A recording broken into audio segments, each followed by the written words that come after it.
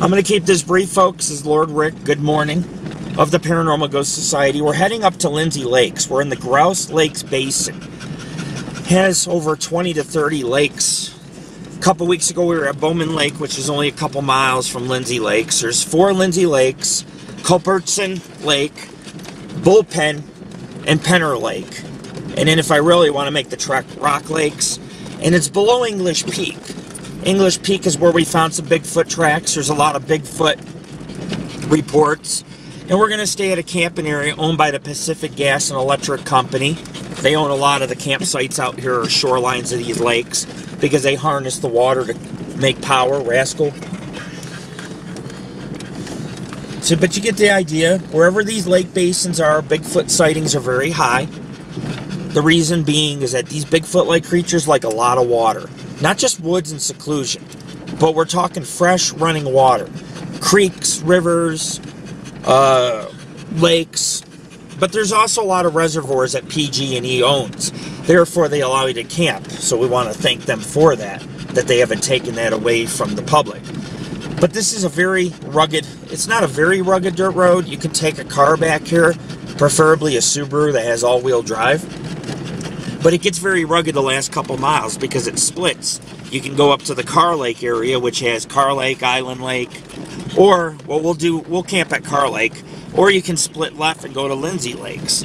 But it is a little rugged. I mean, it is a rocky road. There are some potholes. There's dirt. I passed some logging trucks and a watering truck, so obviously they're getting ready to either cut some trees or sometimes they work on these roads too. Smooth them out or spray some water to keep the dust down. But there's some big rocks. You got to be careful. There's a few big rocks. But we're in the Tahoe National Forest, and this is a region that's been plagued by Bigfoot for many years. So there's a lot of reasons for me to camp here. It's, you know, I got the Bigfoot, I got the beauty, can go rafting, hiking, exploring. But it's like a jungle out here. It's very overgrown. And like I say, I found some tracks out this way, and I had a couple weeks ago at Bowman Lake an experience where the branch had broke and something took a dip in the water, and it was like man-sized, man. There's nobody there. I mean, we had the peninsula to ourselves, and I heard some vocalizations. And then last year around Meadow Lake, like I said, or below English Peak at French Lake, we had found some tracks. And we'll be able to see from where we're camping English Peak. So anywhere around English Peak is a good area to camp and look for Sasquatch. And there's a couple hikes I have with no trail. You just go in the woods for a mile until you come out near this lake or pond. And if you hear my dog huffing and puffing, he's like totally, he's like, you know, he's a bulldog, so he's big, he's sloppy, he's an ochre. Bottomless pit, grunts, moans, climbs straight up cliffs, crazy shit. But he can do it, I've seen it. And, of course, like I said, eats, slobbers, ears flopping in the wind. You know how it goes, chasing everything in the woods. But I gotta bring him so he can guard the camp at night, make sure everybody's safe when they're sleeping. And, you know, this area does get some people. I mean, people dirt bike, ATV. I heard there's 12 species of fish in Lindsey Lakes. I heard that it has a pretty healthy catfish population, so I'm going to do some catfishing. We're going to explore about 5 to 6 lakes. Culbertson Lake, Penner Lake, which is really secluded. Bullpen Lake, which has no trail to it. Maybe even the Rock Lakes and all 4 Lindsey Lakes. We're going to have some fun the next few days. Play horseshoes, play games, camp. But we're almost at Lindsey Lakes. We got a couple miles, and we're gonna camp right on the lake. And hopefully, I hear some vocalizations, find some tracks, because that would be my 3rd time in this area, finding 4th time really, no, 3rd or 4th, finding evidence that this creature exists. And based on all the little reports I've read, there are some strange Bigfoot sightings and happenings. And one more thing before I get off here and focus on the driving. There's a lot of little old ghost towns, or what you call mining camps. And there's one not too far from here. If you were to cut in the woods, I could get to it. But it's on Baltimore Lake, and it's called Baltimore Town. In Baltimore Town, not much remains, if anything at all. But there's these little areas where there was mining camps. You know, where they had a small mine and maybe 5-6 miner cabins, a general store, saloon, a blacksmith, maybe a livery stable. You know? And there's a lot of little towns in the woods that cease to exist, such as Meadow Lake, Graniteville, Bowman Lake Camp. You know, Bowman Lake had its own little camp, or actually it was a ranch, and then the miners came in. And Washington, and of course you got Baltimore Town, and many more, trust me. And they really don't exist today, but at one time, you know, there were people mining back here. These are old wagon roads, some of them, that lead to the Hennis Pass and many other well-known wagon trails, including the Immigrant Trail, which comes through Immigrant Gap. Immigrant Gap, we just passed a few miles prior, and that's an area where there used to be a community or town in the 1800s, and it's a high intense Bigfoot area, and that's only a few miles from here. But all the immigrants, thousands of them during the gold rush, came through this area. Now, there's not much history where we're camping at Lindsey Lake, so you're not going to get a bunch of history on this trip. But I'm just letting you know there are a lot of historic boom towns that once existed back here by these lakes, not too far away. Like a few miles in the woods to my right, you could hit Baltimore Town. If you kept hitting, if you went to the left, you could hit the old Quartz Hill mining camp, which we camped below at Bowman Lake. If you kept going through that, you could hit Meadow Lake. The ghost town of Meadow Lake, or aka Excelsior, they had like 100 saloons, man. 5,000 people, a ferry boat, a 10,000 square foot plaza, general stores, doctors, mansions. You know what I'm saying? These towns were something else. But you could see the seclusion. And that's probably why they no longer exist. And now today, they're just a playground for guys like me to off-road, camp, fish, hike, and look for Bigfoot. Which has been documented by some of the miners in this region since the mid-1800s in their diaries. And by the Washoe, Madu, Martis, and a couple other Native American tribes. Now the road's getting extremely, not really, I wouldn't say rugged, just rockier. There's a lot of ripples from seasonal creeks, potholes. You come up here, have good tires. I don't know if that's my split to Lindsey Lakes. There's just no signs once you get down these roads. This area is not heavily used or camped because a lot of people don't want to go down these rocky roads. And the last 2 miles of Lindsey Lakes climbs, folks, to 6,000 feet. And trust me, it is rugged. But you can I've seen people take Subarus and small cars back there. And I suppose you could do it.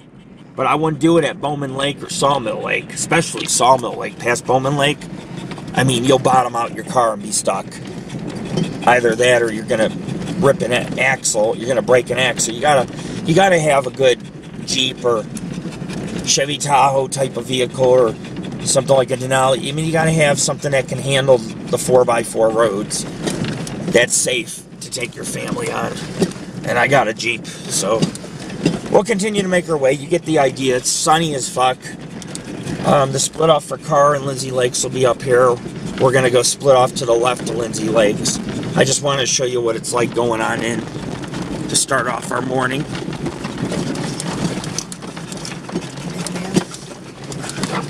A minivan, you see it all.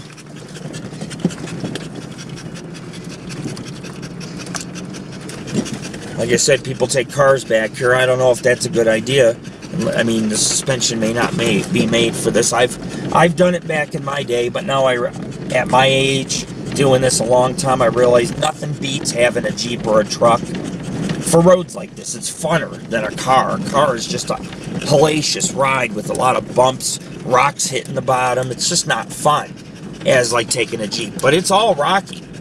And this is just the beginning. At the split off, the road gets just as rough going to Lindsey Lakes. And that's why there's not many people or campers.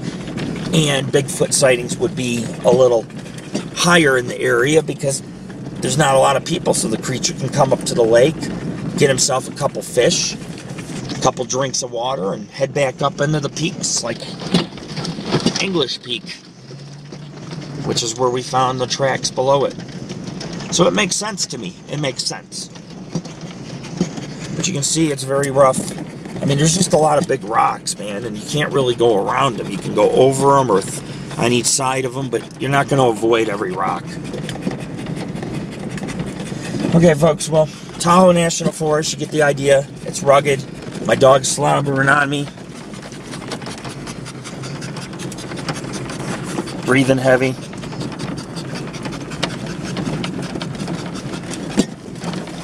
This is the wilderness. Don't think otherwise, folks. Come with water, come with food, come prepared. Even in the summer, it gets 40 degrees here at night. That's pretty cold. You could shiver. You could shiver if you were lost hiking and didn't have any warmth. So you bring extra clothes if you go hiking out here or camp. Just something to know if you're new to this area or checking it out on my YouTube and want to learn about the area a little better, safety-wise. There we go.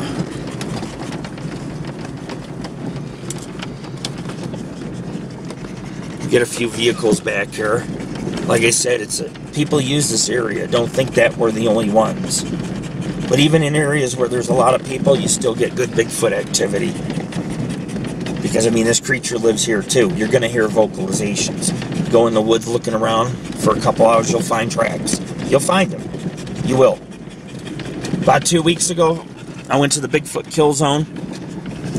You can take the back way to there through this way, actually. But I wouldn't do it. It's really rugged once you go about 30 miles in. It's about 30 miles from there. But you can cut over to the Bigfoot kill zone, or that area where the Sierra Buttes are. And my son and I, on the side of a mountain, steep slope, found a track with toes, a heel. It was long, like 14 inches, man. But it wasn't, it was like something was running and didn't make a deep track. But it was all in the pine needles, the dirt. The heel pushed up all the dirt around it. And it was fresh, but it was running across parallel with the slope of the mountain. It wasn't running down or up. It was running like on its side, so something would have to have good ankles and footing. And it was the only track, and then we followed it for 20 feet where it was heading, and there's a bunch of branches broke, so something big ran through there. There you go, folks. Feely Lake, Island Lake, and Carr Lake are to the right. They have a lot of primitive camping. We're going to go there next time, maybe even at the end of September. And then this is the turn off to Lindsey Lakes. And I'm showing you it because I want you to know. You get an idea.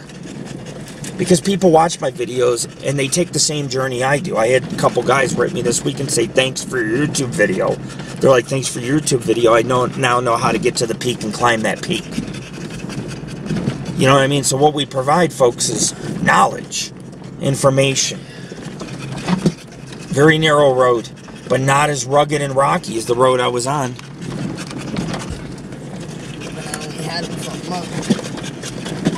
Smart dog. Well, one of the first commands he learned was leave it. Wow, that was rough. Leave it? Oh, yeah. Oh, that's a big jackrabbit. That was a jackrabbit. I know. Well, that's what the Native Americans would hunt for, the jackrabbits here in this area. Jared, I caught a bunny in your dad's garden the other day. Really? Yeah. Bunny. There's Bunny. Were you actually caught it? No, I saw it running out of his garden underneath the fence into the neighbor's yard. Oh. Well, that's funny.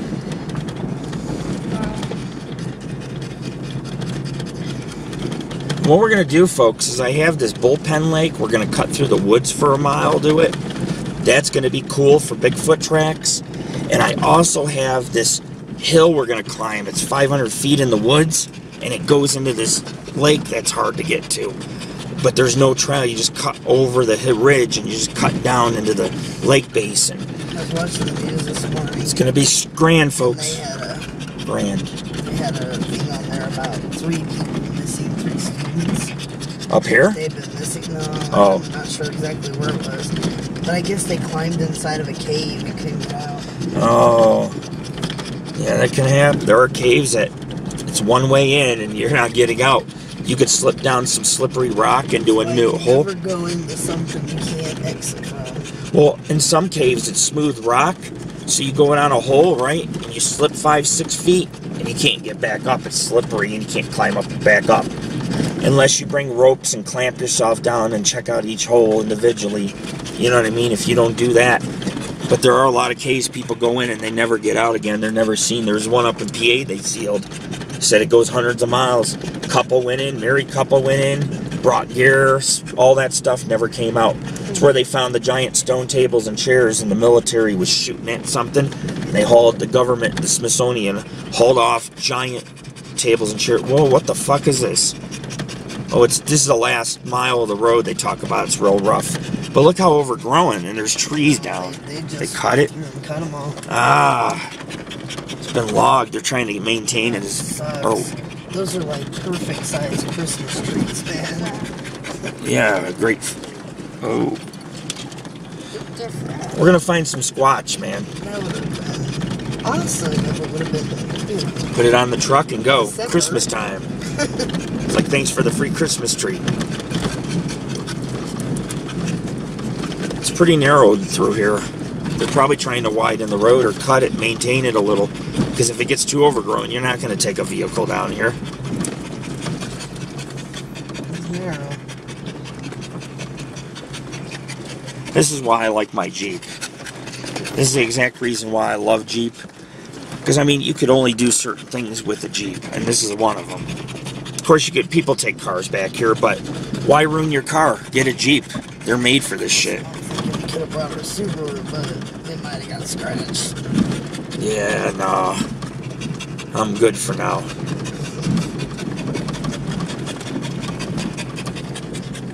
I want to get my Chevy Tahoe or Denali or Yukon, but you know it's going to touch the sides of a road like this. Those things are huge. But they're good camping vehicles. You can haul all your shit. Couldn't haul an ATV wagon unless you had a small, trailer, like a one. They have ones that just fit the ATV, and they could fit down roads like this. But yeah, I was gonna bring my bicycles on the hitch, but I told Jared my bike has the back tire needs air, and I don't know if it's popped. So I prefer to have my slime tubes and slime strips, so I can mountain bike, because I don't want to get a flat out here. That would suck.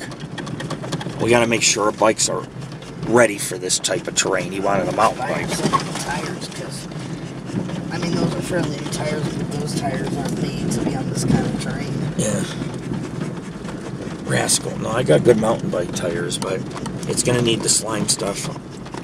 Here we go. We're at the top of the Grouse Ridge area. There's the Grouse Ridge Vista Point up here too. See, look, there's some peaks. This is heading down to the lake. Yeah, this is pretty rugged.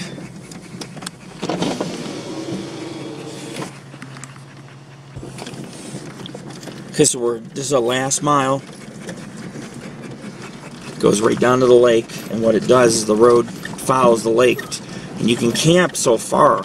I'm going to try to camp as deep in the woods along the lake as I can. That way I got the woods to my back and then the lake. Nice lake spot on the lake to do some fishing and track finding. Very rugged. Like I say, people do take cars on this. I've seen it. You can do it, but if you fuck up your suspension or blow a tire or whatever, it's because you probably shouldn't be taking a car. Are these berries? Gooseberries? These attract Bigfoot and bear. We gotta watch the bear. Bear love these.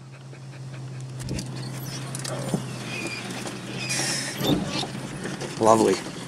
We're scraping the friggin' bushes. No wonder why they're trying to cut the trees and widen this. They should widen this area first. Not the area with the friggin' pine trees. There's cliffs right here, folks. Just so you know. There are some cliffs. You gotta pay attention. Don't try to go around rocks and go off the cliff. It's okay to go over rocks. Just don't hit them hard. Just go over them gently. That way you preserve your tires for much longer. Look at that, folks. Cliff down there. If you roll, it's over. Sayonara. But we're not going to roll. We're going to do things the right way, and then you're going to follow my direction so that you guys do things the right way when you're viewing our YouTube and want to come out to the Grouse Lakes area.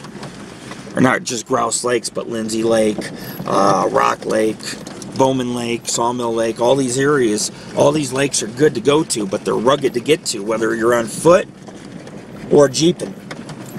And you see the basin? To our left is Bowman Lake out that way. It's a big open area. Actually, right over that ridge straight ahead is where Bowman Lake is. I can see the mountain, Red Peak, or not Red Peak, but Bowman Peak right there. Yeah, this is why a lot of people don't camp at Lindsey Lakes. I read most people don't want to deal with this nightmare of a headache because it's narrow, there's a lot of rocks. But I've seen old couples come back here with their dog fishing and camping. They're like 65 years old taking this road. I've seen videos on YouTube. Everybody's got cell phones. I mean, they can make videos and post them on YouTube. It's courtesy of the internet nowadays.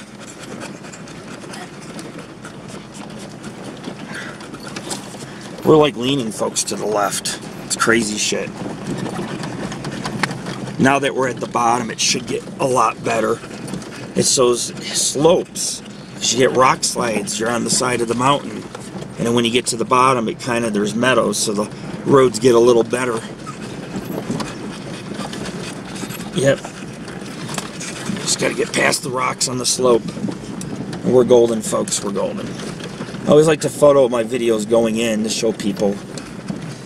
Rascal, show videos, folks, of me coming in because it's so relevant. You see what we had to go through to get back here and camp. I can't guarantee you'll see anything. This is a relaxing weekend. A little bit of Bigfoot, a little bit of board games, a little bit of steak on the grill, a little of off-roading, maybe some rafting or swimming, play with the dogs. I mean, it's just, you know, we try to do a little of everything. And so you get to be a part of it on our YouTube and our website and see what it's like as we journey in, form memories, camp, hike. These are things that a lot of you guys, some of you will never get to see this because you simply just don't live here, or maybe you don't have the right vehicle, or maybe you're just scared of heights or scared of journeying, or, you know, some people, the wilderness is not for them. They like to look at it, they just don't like to go in it. I mean, it can be scary. You can die out here if you're not cautious. I mean, if you get stuck out here in a winter storm when you're not supposed to be up here, and freeze to death, your vehicle breaks down, I mean, you know. So I understand, I get it. But I hope you guys enjoy my videos. You know, this is kind of a family type of business. It's a family thing. So everything I do is credible, honest, genuine. I'll tell you if a track, there we go, look, Bowman Road and Lindsey Lake. See, they connect. It says rough road. Oh my God. It's only half a mile. A half mile of rough road? Oh, okay, yeah. Then we'll find a camp spot. Stay, no, don't follow me, dude. See, rough road. The sun is killing me. That was funny, man. You're just yanking. I couldn't see the stones in my eyes. Doing? I was just trying to close the flap, the top piece. I forgot you gotta close that. It says rough road. Wasn't what we were on rough? Oh, look at all the huge pieces of granite. One other thing, when you see granite boulders by the bazillions out here, folks, this is not a natural. These were brought here by glaciers that carved out canyons and basins, tearing up the granite rock and carrying it for miles. And when the water receded, the lakes were formed in these basins, and also they left behind what you have here, granite rocks, on all the way up the hill, all the way up the mountain. all the way down past the road too. It's like this is a primate playground, or in other words, a Bigfoot would love living here. It has water, it has food, it has rocks to hop around on, trees to swing. I mean, there's foliage it can eat. It could sit up in that brush, you'd never see it, and just sit there and munch away. So when we go to these places, you know, the Bigfoot investigator is always a part of me. I always keep in mind the Bigfoot. But I also take into consideration the nature, the beauty, the family time. All of it goes together hand in hand. I make Bigfoot investigating look beautiful. Like it's a family picnic. You know what I'm saying? And it kind of is. Especially if you're at the Paranormal Ghost Society, everything's chill.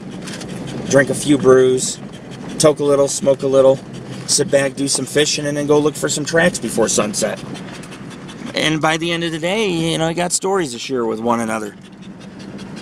And so, folks, I'm going to be buying a big vehicle, maybe a Denali or Yukon, and then I could bring a couple investigators on some of these trips. So if you're interested, and you've been viewing my YouTube around Lake Tahoe, Reno, Carson, and you're in the Carson City area, let me know. And you come out on us, come out on some of the hikes. Some of the Bigfoot expeditions, ghost towns, cemeteries, a lot of off-roading expeditions. This is what it's like.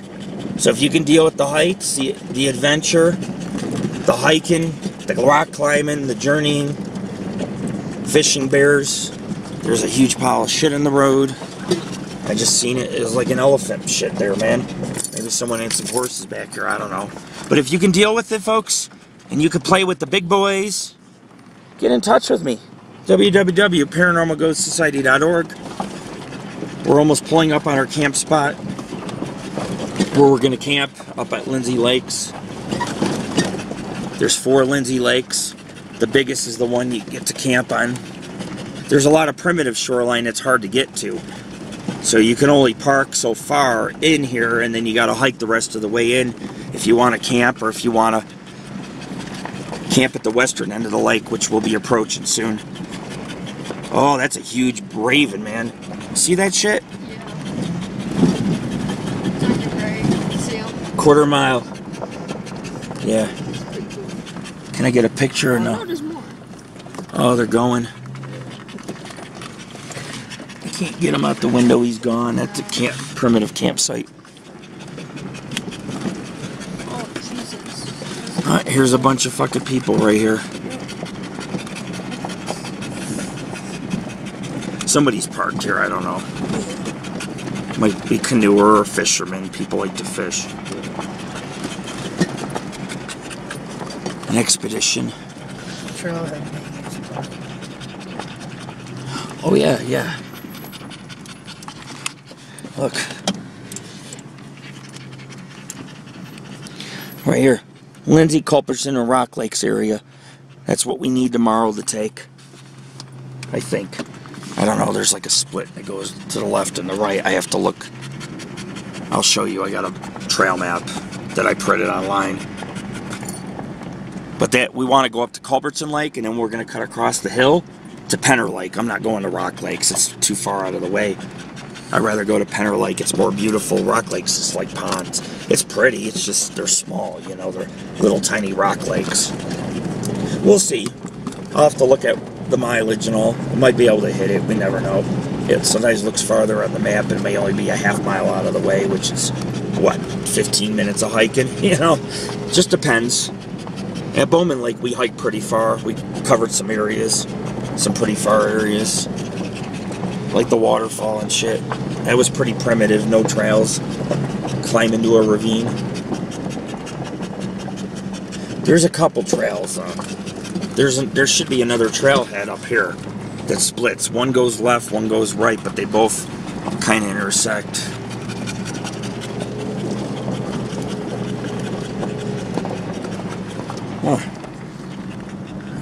Oh, it's pretty. There's the lake. Lower Lindsey Lake.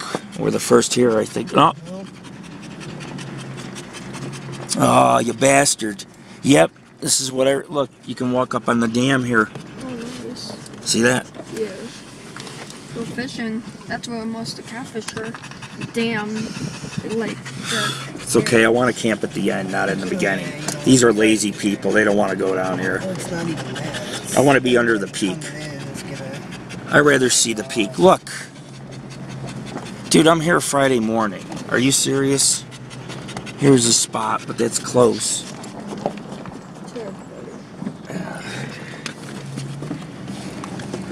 I just go further up. There's 12 sites, but I keep seeing people all the way up.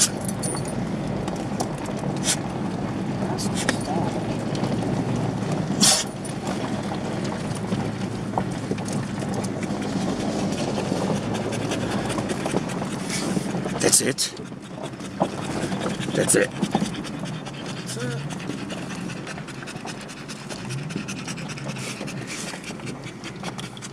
Oh man, nothing on the lake except for that one. So we arrived. I just went about 50 feet and turned in here. And there's a reason why I'm going to stay at this camp spot. I have shade for my tent right here. You can see the water through there. It's very pristine. See, muddy shoreline. There's been dogs. It's just a nice, peaceful place.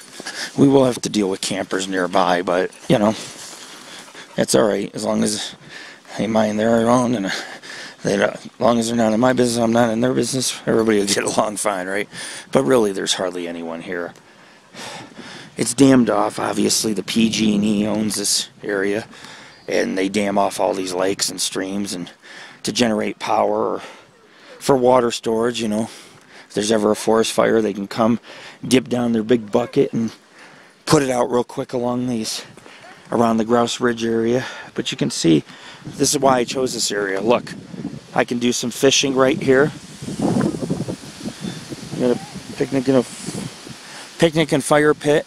And then you just come along here, and it's like, it's a very primitive shoreline. You can kind of hike along it. You can cross the dam or cross up here, and you can hike around the lake. There's 4 lakes. This is the largest. Then there's one about half the size and 2 smaller than that. And we have 3 other lakes. But this is a nice little area. Beautiful views. Is there? this size. Really? Yeah. Oh yeah, there's like 12 different species. That's sweet. We're gonna be catching some fish soon. Gonna be really big. Pretty scenic right here, huh? Oh yeah, it is. Yeah. Nice scenic peak. You can see Bowman and English Peak from this area. It's quite beautiful. It's a good area to fish. I've seen some guys put an underwater camera in this area, and they had like 5 different fish trying to get the bait. So I mean, the fishing should be good. We don't have a lot of shade here, but you know, we have, if you look, we have some nice pine trees all around us. And there's even some other tree species and foliage growing here. So there is some biodiversity. There's a lot of diversity when it comes to the foliage and plant life that's here. I see a lot of plant life. I hear a lot of birds. Nice pretty spot, open spot to fish. At sunset it'll be nice. At sunset, I'll have the sun, instead of the sun over the lake, it'll be behind us. It'll be shady here and do some good fishing. So we're going to get ready to set up camp. Right, Jared? You ready to do some squatching, man? All right, dude. That's the attitude to have. Whoa. That's rascal. Oh. Stop chasing stuff, dog. But it's nice that they give you a picnic bench. And look at all the trees, all the different trees that are here. Very funny. I'm a Sasquatch. And of course, if there are snakes, dude, we'll be right. Look, we'll have to deal with the snakes right here with their tent, next to our tent. They'll be next to our tent. Yeah, next to the snakes, right? Dude, this lake has some fish in it, man. Yeah. Being near the dam, we're not far from the dam. Yeah. Good area to catch catfish. So I don't mind this area. I can get my line all the way over there too, like just diagonally. And in the bottom, there's not many rocks, so we won't get snagged here either. Yeah. But I'm going to use a bobber, so that way we catch the trout. keep it on top of the water. If you want to catch catfish, take the bobber off every once in a while, throw it out there. I would. Because the catfish sit on the bottom. But look, dude, I mean, there's the woods to our back. Yeah. It's a very rugged, swampy shoreline with a lot of mud. Something could come for a drink at night. And then we have this beautiful area to pitch our tent. Let's do it. But we're in the Grouse Lakes Basin, everyone. And we just arrived at camp. And I have lots of lakes planned. We're going to go to all 4 Lindsey lakes. We're going to go to, they're all up and through here. Trust me, they're all, I mean, you can go cut through. And, I mean, it's pretty rugged. But we got about Culbertson Lake, Penner Lake, maybe Rock Lake. If we go up in here, we can hit straight up through the woods and cut across Bullpen Lake. Where's that? There's no trail. It's just up there for like a half mile. But we'd have to cut through the woods and just keep cutting through. I use my GPS, cut straight through. Well, but I like no trails. That's what I'm saying. It's just fun. And then tomorrow when we get to Culbertson Lake, Yeah. we're going to climb over this hill and it comes out to this Penner Lake. It's beautiful, dude. Really? Yeah. But no trails again. Oh yes. So we got some serious extreme Don't off-road tell me. off-road hiking. I told Tammy a little so she's not surprised. Yeah. Because Tammy is always like, "Oh man, we're leaving the trail." I'm like, "That's the best part of hiking. When you leave the trail and you find like hidden caves or hermit shacks or you find something else hidden in the woods like a giant Bigfoot track, you're like, this was worth going to." Right. You know? But yeah, folks, this will be our spot. These people are leaving right over here. It's not really a bustling campground. There's a few campsites, but they're not that far apart. So, and I like primitive camping. I never camp near people. But if you don't take this spot, you may get no spot. And I'd rather be here than just, you know, run away and be fussy and be like, "Oh, I don't want to be near 100 feet near another camper," because then you get, I mean, I have the trails right here. The trail's about 100 feet past my Jeep. And then you don't have access to the trail or the big open sky to watch the meteor shower of the night, or a view like this or an area to fish. I'd be shit out of luck, SOL. So it is what it is. It's not as primitive as Bowman Lake, but then again, it's a well-used area. So these people, it don't matter if your camp spots are spread out, you're going to have people that are rafting, canoeing, fishing, hiking, and off-roading, riding dirt bikes, and they will come through here regardless, even if they're not campers. So just be prepared to know it's a busy area. But still, there's a lot of good Bigfoot sightings and strange happenings if you're willing to hike up and along peaks like that. We'll be hiking up in this area too. It looks small and it looks close, but it's not. These, you know, you're dealing with sometimes some massive 8,000 foot peaks around here, 9,000 foot peaks, and they're woodsy and they have rapids or waterfalls and rushing creeks. Are a world in itself, and lakes even hidden near the top of some of these peaks. And we got to hike to all these places. Culbertson Lake is off or over the ridge, so we're going to be up by this peak. And we're definitely going to be looking for Bigfoot evidence in the next couple days. This is Lord Rick. There's crawfish. What? Crawfish. Where? Dead crawfish. People come here and catch the crawfish to cook. Tonight, you and I, you want to catch crawfish? Here's what we do, okay? See the rocks? We go out on our knees up to the rocks, and we move some rocks, shuffle some rocks. We can catch the crawfish. Cook those babies on the grill along with our trout tonight. Oh, me and him seen a decent-sized fish over here. There's actually some decent-sized fish around this area. So, you know what? My line's staying in all day. I'm fishing and everything. I'm going to do a hike. We're going to do a hike to maybe Bullpen Lake or to the other lower Lindsey Lake. But tomorrow we're going to hit the other lakes, the other 3, and then Sunday we'll hit that Bullpen Lake. Fish? I seen an underwater camera. There's tons of fish here. Look at these fishes. See them all swimming over there? Yeah. There's a lot of fish. Look, big one. Oh, wow. Look, they're so big. There's a bunch of fish out near the rocks, too. That's good. Oh, man. Yeah, I think we should stay here for the fishing. Because there's a lot of fish in this area. Yeah, there is. I've seen them.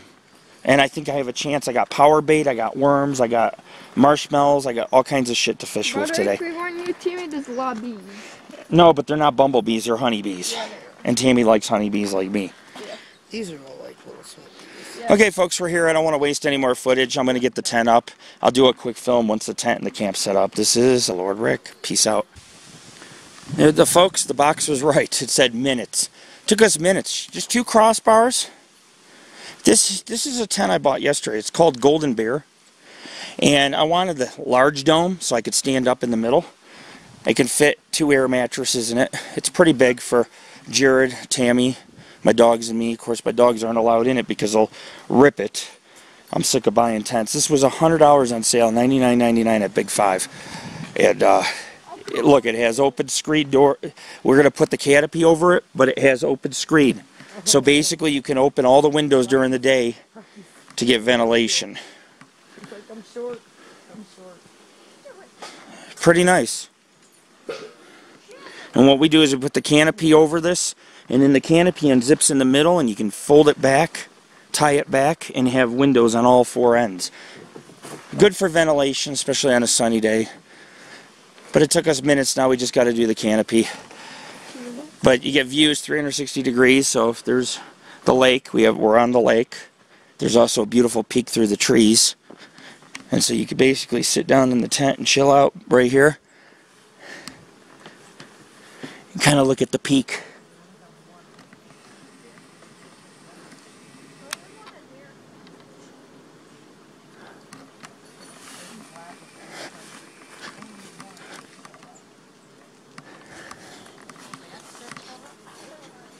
You can kind of look at this peak through the trees. It's pretty nice. Nice Golden Bear tent. But as you can see, folks, I had straightened it out because my son was like, is it crooked, man? So I pull one of the stakes tighter and look. Sleep 6.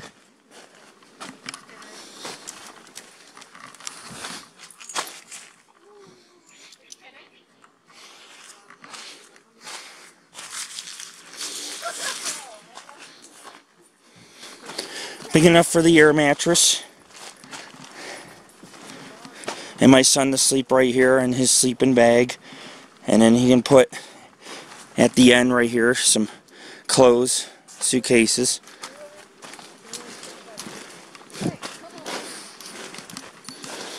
I'm trying to get the bees out.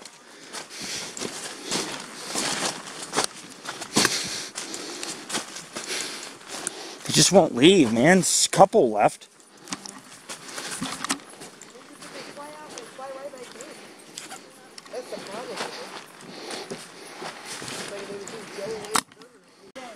The bees here are bad, folks. A bunch of yellow jackets flying around. I had to close the tent. 5 of them flew in. They wouldn't leave. I go shoo them out. They come right back in. So I closed the door of the tent. See, it's wide open, a dome, so you can look at the stars at night. You could go stargazing. But, yeah, I had to kill all these yellow jackets. They wouldn't leave, and they were getting very aggressive. But you can see, this is the view outside the tent. Let me back up.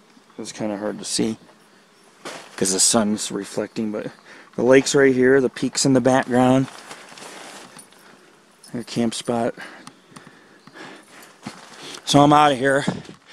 There's good ventilation. You can, like I said, you can sleep all night with the dome open and just look at the stars. Whatever you want to do. 5 yellow jackets killed. I'm feeling pretty good, and I'm ready to set up the rest of camp. Look at them all. There's like 5, 6 of them. Oh, this one's back alive. Look. Yeah, I'm twirling.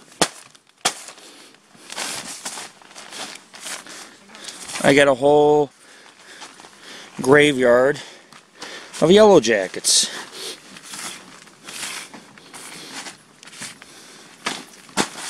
Kind of morbid, huh? Look at this.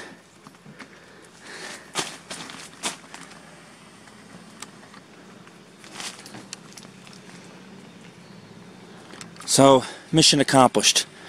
Okay, folks, go to hike to lower Lindsey lakes. There's a couple, and then do some fishing today, and then tomorrow to some of the upper Lindsey lakes and some mountaineering. For now, we're going to set up camp, eat lunch, and we're going to hit the trail with our backpacks, and the dogs cannot wait. Okay, time to get out of here. before I get a little claustrophobic. I see trees everywhere. I gotta get out there and explore. From the bathrooms, man, or from the hill, you should see the mountains, dude. Yeah. You get a nice view of these peaks up on the hill. Yeah. Gorgeous, gorgeous view. You can see all the cliffs, and you can't really see it from the shore, but if you get up on the hill, you can see the peak to its entirety. I'm looking for crawfish, Miss Daddy. They're there. Pete, that's what this lake's known for. Crawfish, they have big ones, and you do eat them. You can cook them up. Do they pinch? Yeah, a little bit. Not too bad. Okay. Damn. Dude, when you get the crawfish, grab them from behind. They can't pinch you. Yeah. All right? Yeah. Okay.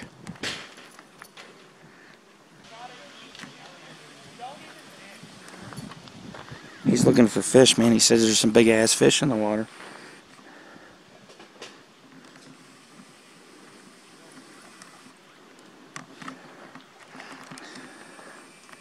It's a pretty lake.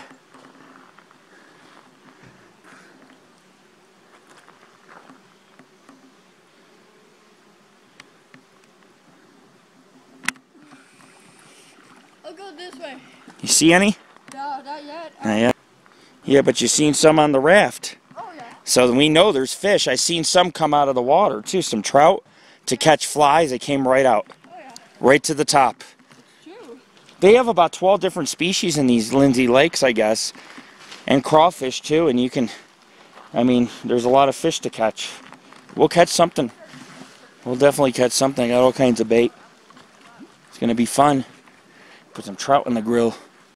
But it's not too way darker. It's clear though, right? Yeah, it is. You should be able to see the crawfish on the bottom. Yeah. And the minnows and some bigger fish if you swim along here. Yeah. So, keep looking, dude. We'll find them. We'll find our fishing hole to cast out to.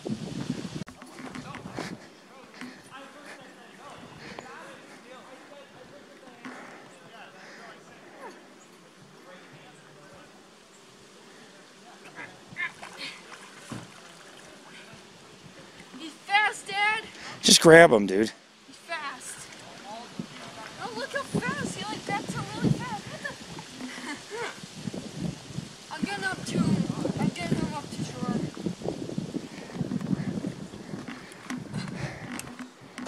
See him? Yeah. This is cool. Crawdaddies. Yeah. Louisiana style.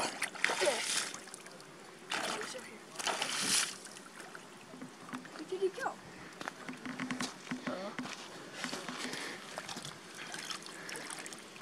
Where is he? You lost him, dude. No. Oh no, he's right here. Oh, you better not be running from me. Get him. Holy. Oh, he was in there. He's fast. Use the net, dude. Yeah, right? Or just grab him. Yeah. He's a fast one. Oh, he's making a run. Come on, man. This is going on YouTube. Catch him. It's a crawfish. I used to catch him. Ah! He got him! Got him! Yeah! That's better. Yeah! Oh, look at him. Hi, Dad. Ah! Pinch me. Back. Grab him from the back. The tail. Pinch him. There you go. Like that. So he can't reach around. What do you got? Cough, Daddy, or something? He got a crawfish. And it pinched him. Turned around and pinched him because he wasn't grabbing it right. There we go. How's that? Well, not exactly, but... Gigantic to me. Are you kidding me? Did he pinch you? Yeah. He's too small to eat, son. Dude, There's ones that are 3 times pinchers bigger. hurt. Yeah, I know. They're little like crab pinchers, dude. Nice catch, nice catch. We need to get bigger ones, ones that we can eat. That's just a baby, dude. Yeah. Ginormous snake. It's just a little snake slithering past the water mouth. He's a ribbon. That's what I'm saying. It's just a little ribbon, man. And then the crawfish. It's huge. He's enough to bite you. Can I get a towel? Yeah, they're right there in the tent. Okay. Well, folks, our camp's finally set up. We got the raft. Jared's fishing. I got my pole in the water as well. A lot of nice scenic peaks in the area. It's a really nice lake. And trust me when I say this, it'll be well worth looking for Bigfoot in this area once we get on the trails. Or even off the trails, because we do go primitive and we do, you know, we might shoot through the woods up in here and just climb and look for tracks on the steep sides of these mountains. I know I hate that. It's okay. But you get the gist of it. This is not a very large lake. It's dammed off by the PG&E. A lot of big fish been splashing. So I just decided to come on out here, and so at sunset this is going to be a pretty lake. We'll have the sun towards our backs. Everything should look red and pink. It'll be nice. I'll be filming and photographing for you guys. But camp is set up. It's nothing extravagant. We just try to make it cozy. It's our little slice of heaven for a few days. And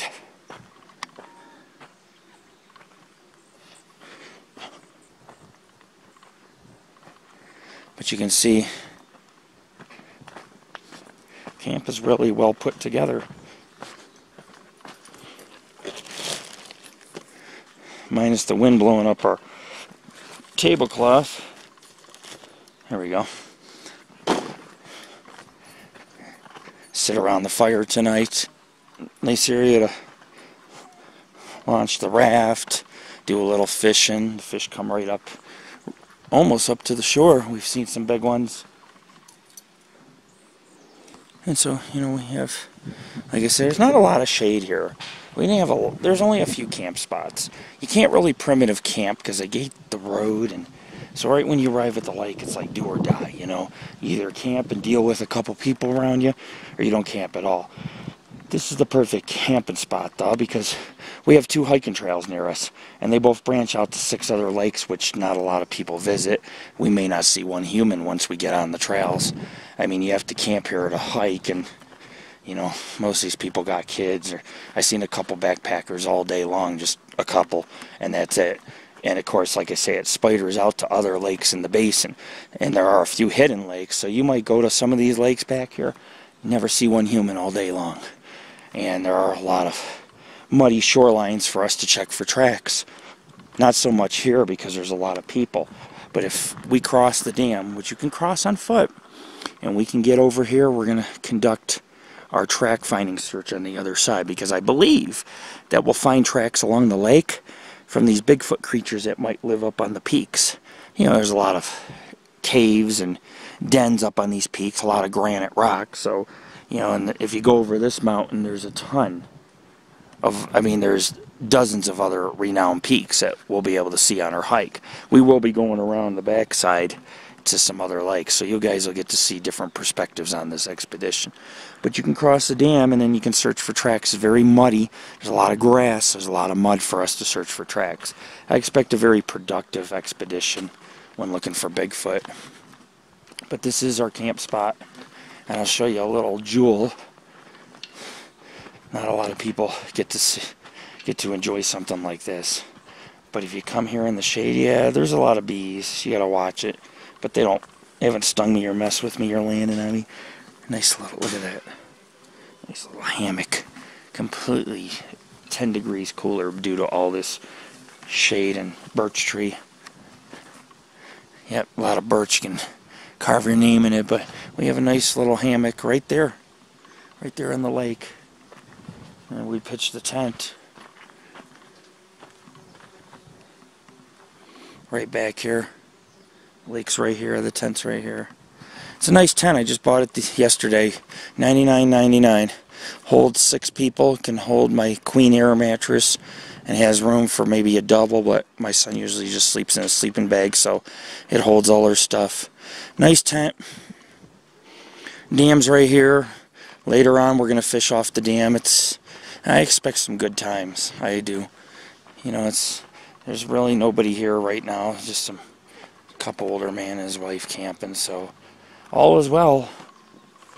And definitely do some hiking out here. We're going to go to Lower Lindsey Lakes, and we'll hike to Upper Lindsey Lakes, Culberton, Penner Lake, and then to Sunday maybe we'll hike to Bullpen Lake, which is hidden. It's Lord Rick, founder of the Paranormal Ghost Society.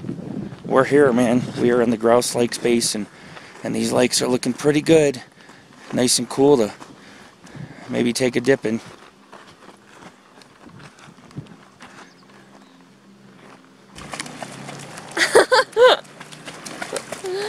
Look at him go. Dude, he's really good.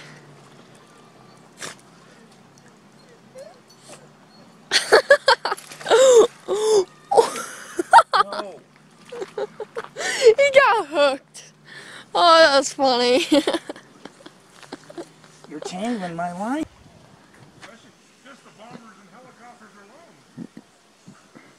Paradise at last. We all have our own definition of paradise. Might be sitting in a hammock, might be sleeping in a tent, letting the fresh air breeze go through, or standing in the lake fishing, or looking for squatch. And that's what we're about to do, folks. We're going to go ahead. We're going to hike below the dam around this ridge that you see straight ahead. And there should be, if we follow on the other side of the ridge, if we follow the trail, we should hit some lower Lindsey lakes. There's one or two small little lakes, and we'll check it out. Won't go as far as Culbertson. You can hit Culbertson from either trail. So what we'll do is we'll just basically check out the other lakes, and then tomorrow we'll go to Culbertson. You can hit Culbertson on the south side or the north side. We'll hit it from the north side tomorrow, but you can hit it from the south side if you take the trail that goes around the dam, just to let people know. So we're going to look for tracks. We're going to get busy. It's about 3 in the afternoon. I want to get back here by 8 before nightfall to fish, and get dinner going. I'm going to be cooking chicken. At the lower Lindsey Lakes, it's a kiosk. It's blank. It doesn't give us very little help. Where's this trail began, man? I don't know.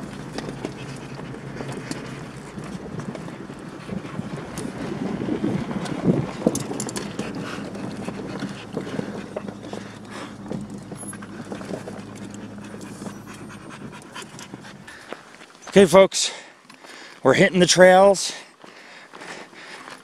We're gonna hit. We're at Lindsey Lake right now, where I'm parked at the gate, because you can't take these four-wheel drive roads unless you're an employee of PG&E. But you can hike on here. We're at Lindsey Lakes. There's 3 Lindsey Lakes. One's large, the one we're camping on.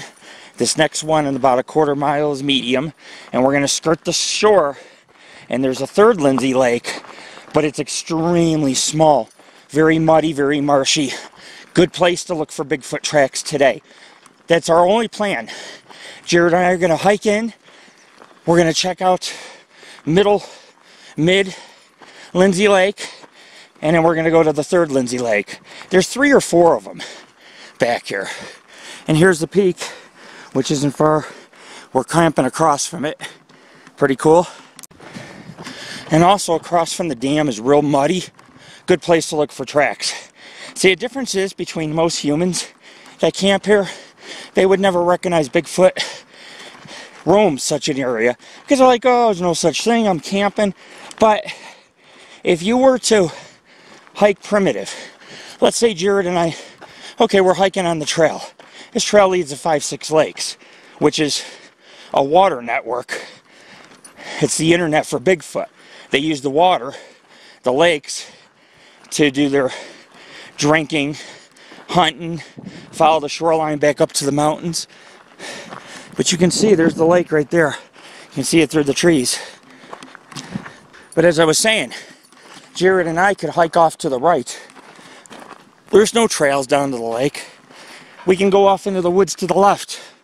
And eventually, after we go primitive, and we're no longer on this trail, and we find tracks, it's because we went where most people that visit here don't go. So you have to understand, yeah, it's easy to say, hey, I camp up here all the time, there's no such thing as Bigfoot.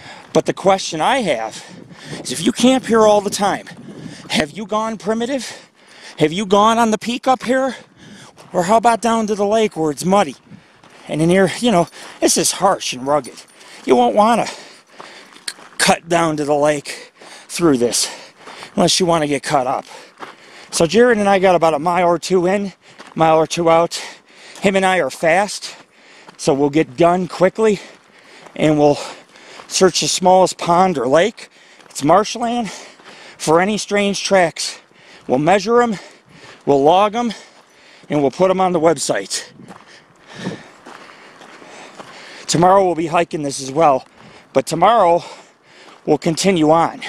The difference between today's hike and tomorrow's hike is today's hike, we're focusing on Lindsey Lakes and Lindsey Lakes only. Culberton Lake and Penner Lake we'll focus on tomorrow, which is past Lindsey Lakes. But to get to the other Lindsey Lakes, what you do is you hike on this road or wagon trail or 4x4 trail, and then when you see the second Lindsey Lake, you can cut down this mountain or hill. We're at 6,000 feet. Cut about 200 feet down to the lake, and then we'll skirt the shoreline, and about 200-300 feet past, maybe 500 feet past the mid Lindsey Lake is a small one a lot of folks don't know about, and that is where Jared and I will check for any strange Sasquatch tracks. Now today I'm going to be cooking chicken. I got a nice broccoli and Alfredo macaroni, maybe a nice corn or green beans. We'll eat a nice dinner. He's sniffing something, dude. We'll eat a nice dinner. And then this evening we'll fish. Might even walk out to the dam. We're only a couple hundred feet away. Walk out on the dam. Catch some nice catfish for tonight for as a snack. Oh yeah, it's a good trip. Tomorrow is Penner and Culberton Lake. If you pronounce Culberton Lake, huh? Oh yeah, too far though. Tomorrow we got a couple lakes, and then Sunday we're gonna hike. We gotta hike up through this brush over near the parking area. We'll hike up and go to Bull Run Lake. It's not easy to find. You have to GPS it and just kind of follow where the GPS says. Kind of line it up, shut it off, because mine doesn't, only stays on for 20 minutes and it dies. You line it up and you just go in a straight line till you hit the lake. That's how we do it. It's never failed us. There's a lot of hidden lakes in this area that have no trails to get to them. You just have to know northeast, southwest, get a general idea, and hike out. Now when you hike to these hidden ponds and lakes, 50-50 chance of finding Sasquatch tracks.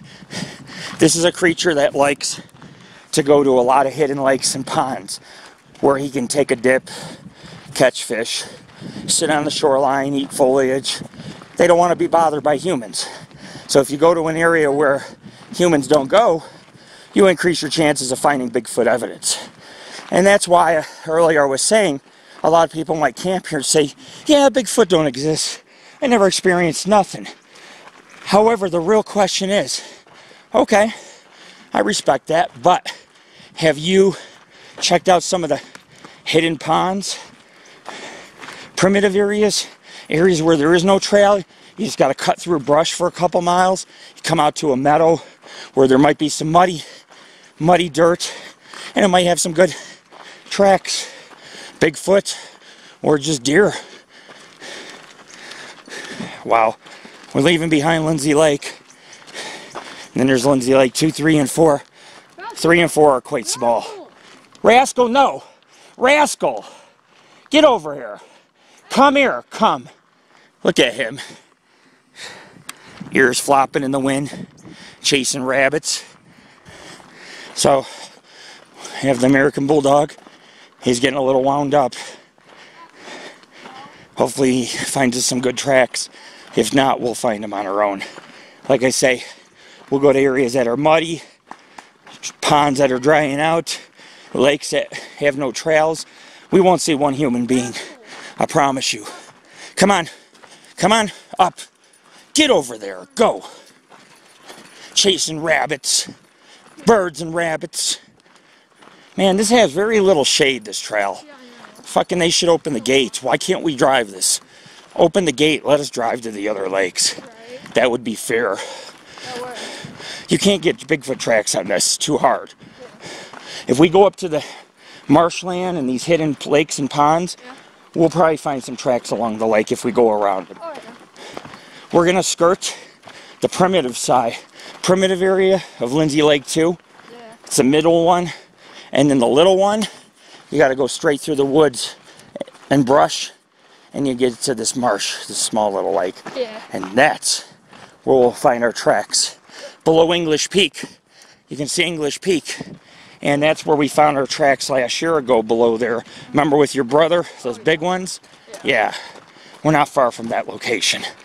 So, whatever made those tracks may roam over here too, right? Yeah. Alright folks, well I'm out of here for now. You got the down low. I'll film more when we go primitive and leave this 4x4 trail as we go deeper into the Tahoe National Forest. This is Lord Rick. We're almost at the second Lindsey Lake. You can tell, see how it goes downhill? You look through the trees, they stop growing at a certain point. That's because there's another lake up ahead. And there's a plant that only grows near lakes in the Sierras. I don't know the name of it, but I'll show you a key indicator how you know you're near a lake, because the lakes used to be a lot higher. These plants generally grow underwater or near lakes. So if we follow this and go right, we'll be seeing our second lake up here. And then we can follow there's not going to be a trail along that lake, but we'll follow it through the brush and the woods, and we're going to go to this marshy area and check for tracks. And then we're going to head back and do some fishing and cook some chicken.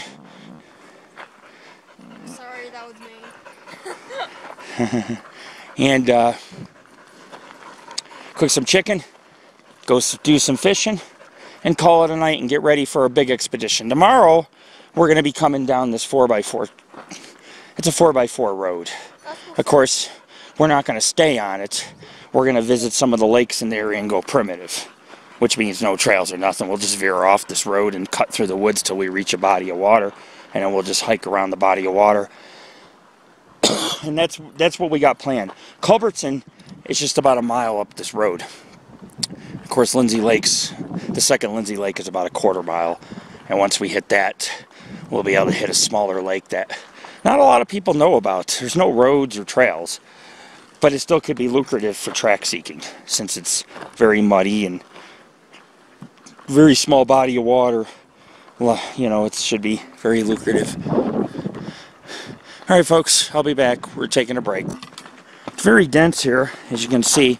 Anything could be hiding in the brush, come out at any time.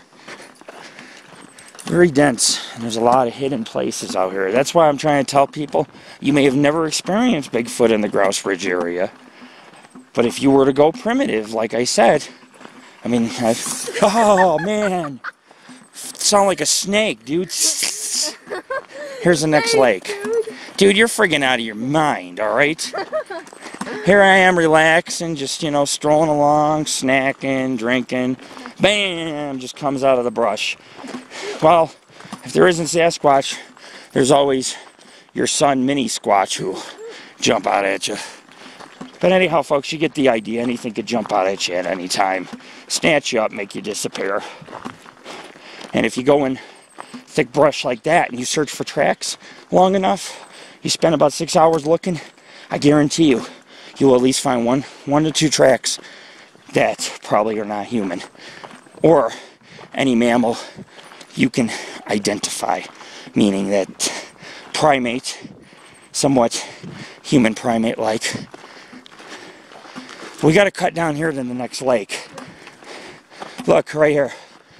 See the dam? Yeah. Look, this is awesome, dude. Check this shit out. Oh, it's dry.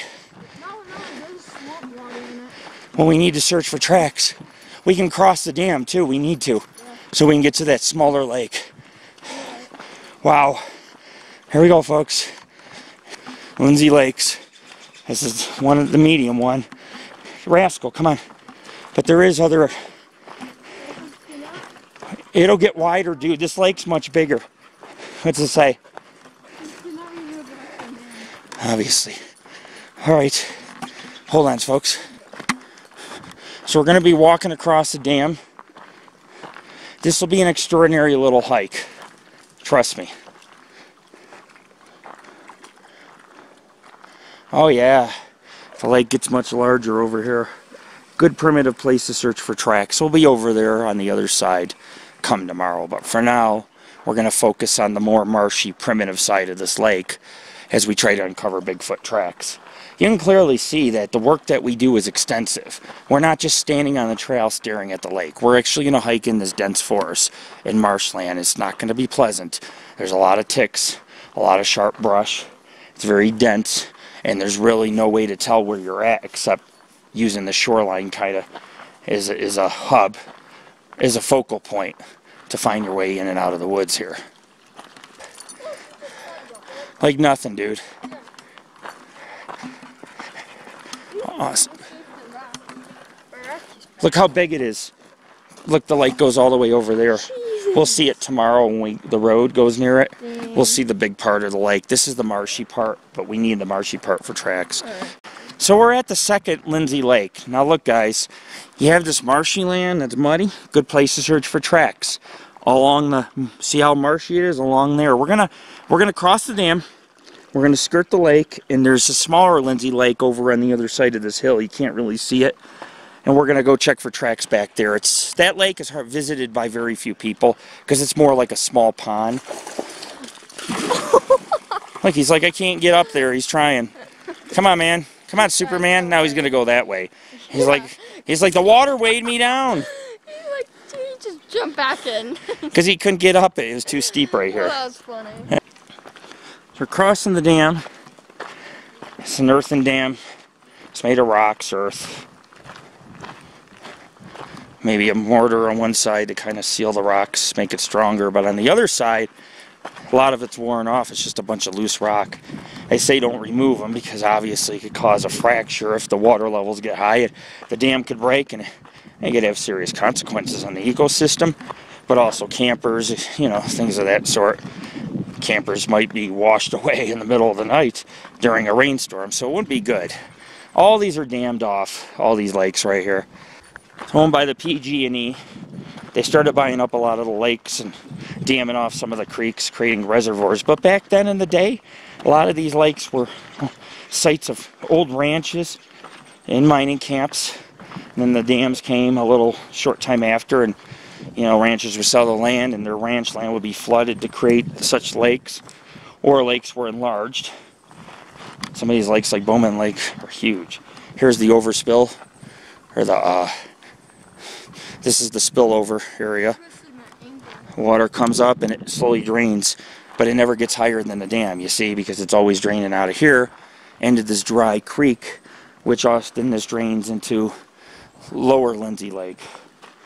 So you see how it works. Everything's kind of connected.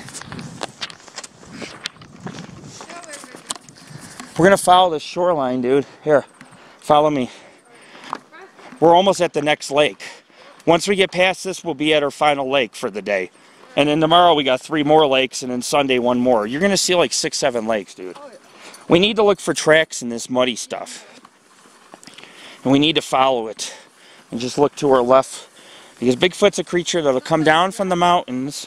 Well, he'll come down from the mountains, and what he'll do is drink. And he doesn't leave many tracks, but if it's heavily muddy, there's always that yeah, there's no way to cover that up. So it is what it is. Nobody's going to go barefoot through this. But we're going to skirt this. When we get around here, that we should be able to go through the woods. And then we could find the other...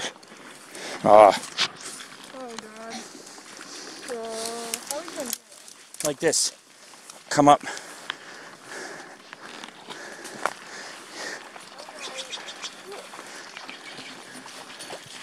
It's the other side of Lindsey Lakes. We're going to have to go up and around, dude. Yeah. Go up and around, and we'll come back down on the shoreline where there's less marsh. I don't know how we're going to get back. Got to be light-footed like Sasquatch.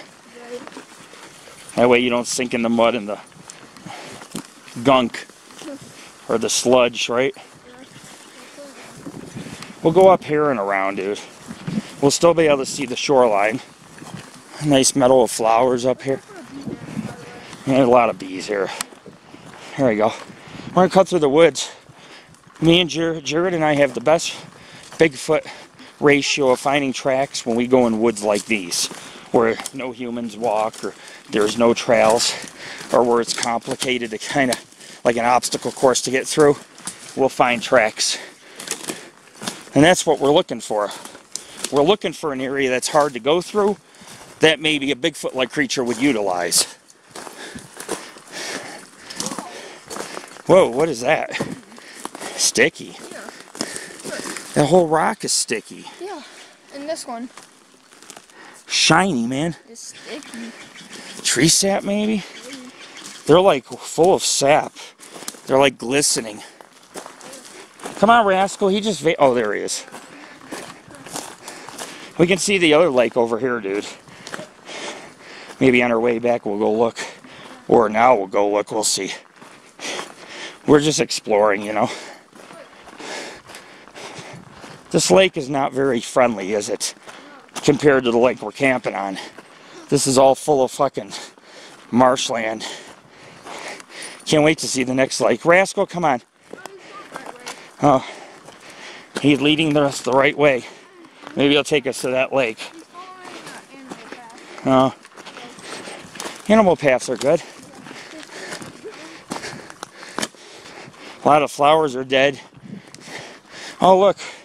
There's where our camp lake is that we're camping on to the right. We'll hit that on the way back. Unless we hit the other side of the shoreline, which we might do. Alright. It's a Rock Apes playground, huh?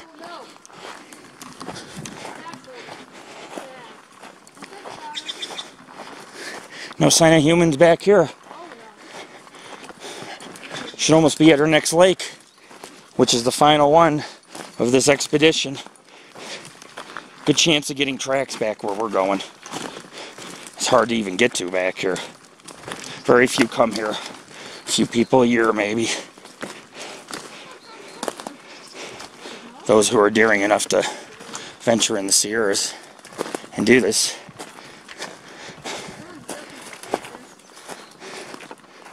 Alright, let's see if we can cut left. There's tracks, dude. Something came through here like an animal. Yep. Let's go left. Come on, Rascal. Let's get in the shade. We'll go look to the right when we're done with this lake so we can see our camp spot across the lake. Because we'll be across it. Alright.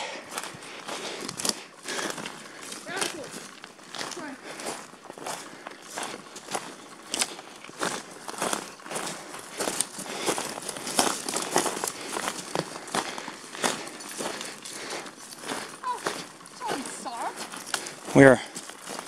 That's creepy. Yeah, who the fuck doesn't... I don't know, dude. Jesus.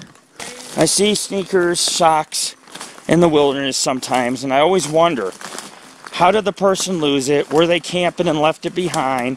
Did an animal get them? Did Bigfoot get them? Did aliens take them away? You know, leave behind their clothes. It's always weird when you see socks. Like, did somebody get murdered back here? Somebody take a friend, or not a friend, but somebody they might have wanted to kill, you know, an ex, or somebody else. Take them out here, kill them, I don't know. Who knows? When you start seeing socks and sneakers and people's underwear and clothes, you're like, what the fuck? It's not an area that most people ever venture back to. Oh, look. It's the end of the lake right here. And there's a little trail. Nice. The next lake is just up ahead. And then we'll go over the overlooks and look at the lake from up here. It'll be beautiful, dude. We can see where we're camping from the other end of the lake. If we cross the dam, too, there's a muddy shoreline. It's very primitive, hard to get back to. Look how soft it is, dude, here. What is that? Oh, dude, it's a frog. A what? Frog. See him jumping? Yeah, small. Yeah, he is. Oh, he's 2 of them.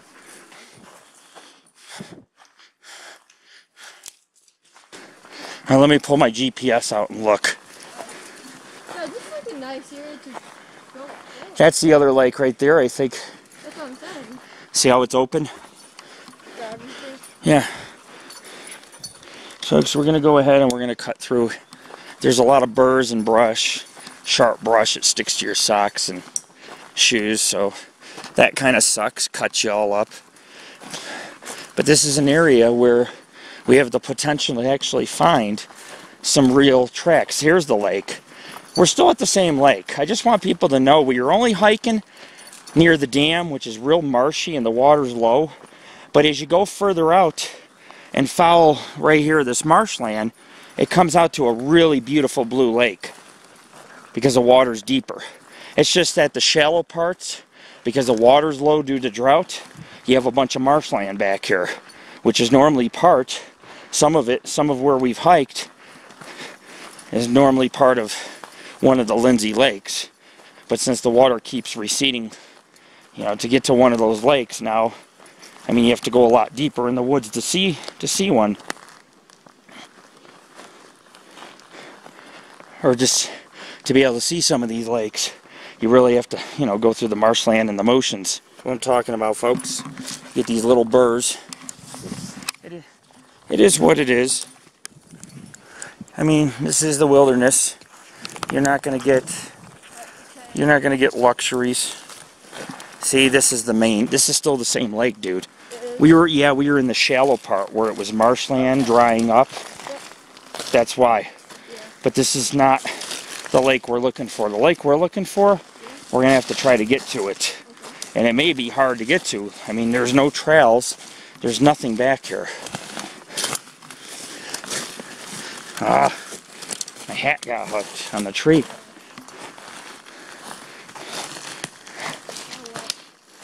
Go up and around.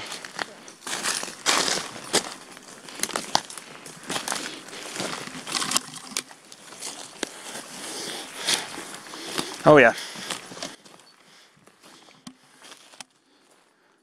I see it.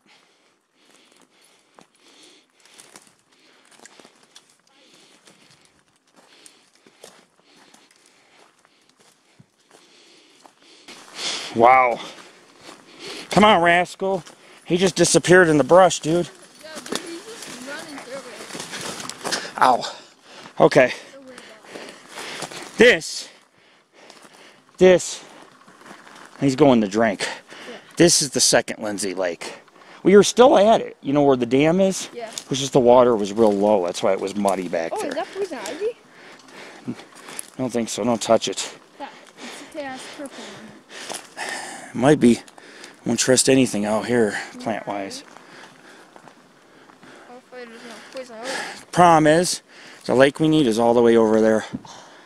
And the other, see where the island is? Yeah. Straight ahead, see that little island? Yeah. It's right around on the other side. The problem is, even on the other side, there's no trail. Look, it's the same as here. Yeah, I know. Overgrown. We may not be able to get to it. Probably not.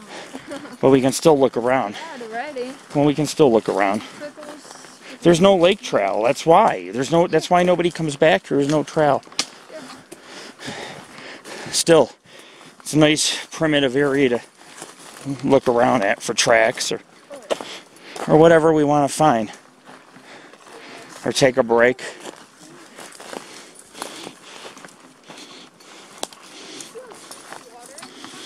English Peak, yeah. I know. There's Red Hill. We camped at, see Red Hill straight ahead? Yeah.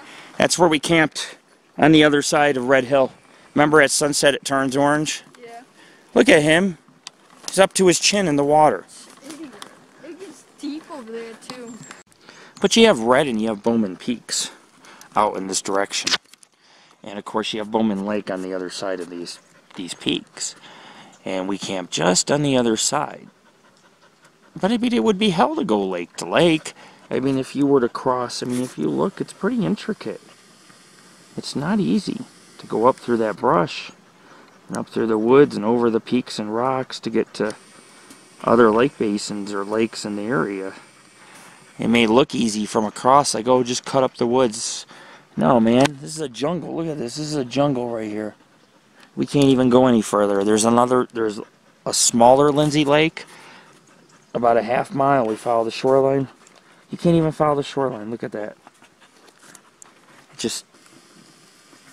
It's like an impassable wall of brush and dead trees and steep drop-offs like down here. It just drops straight down, like 6 feet into the mud.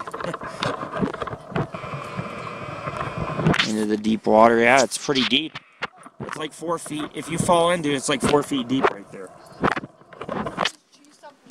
Yeah, it's real deep.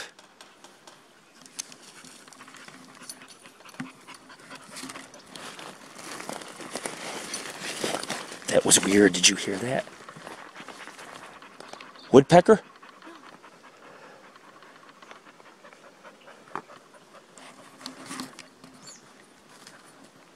It's nice that they're banging on the trees. It did. Like something had a big stick and bang. Banging on it with a stick. Get your stuff ready and stay with set in case we got a bucket if something starts chasing us. We gotta be ready to go. We can't take on a Sasquatch, an angry Sasquatch that weighs 800 pounds.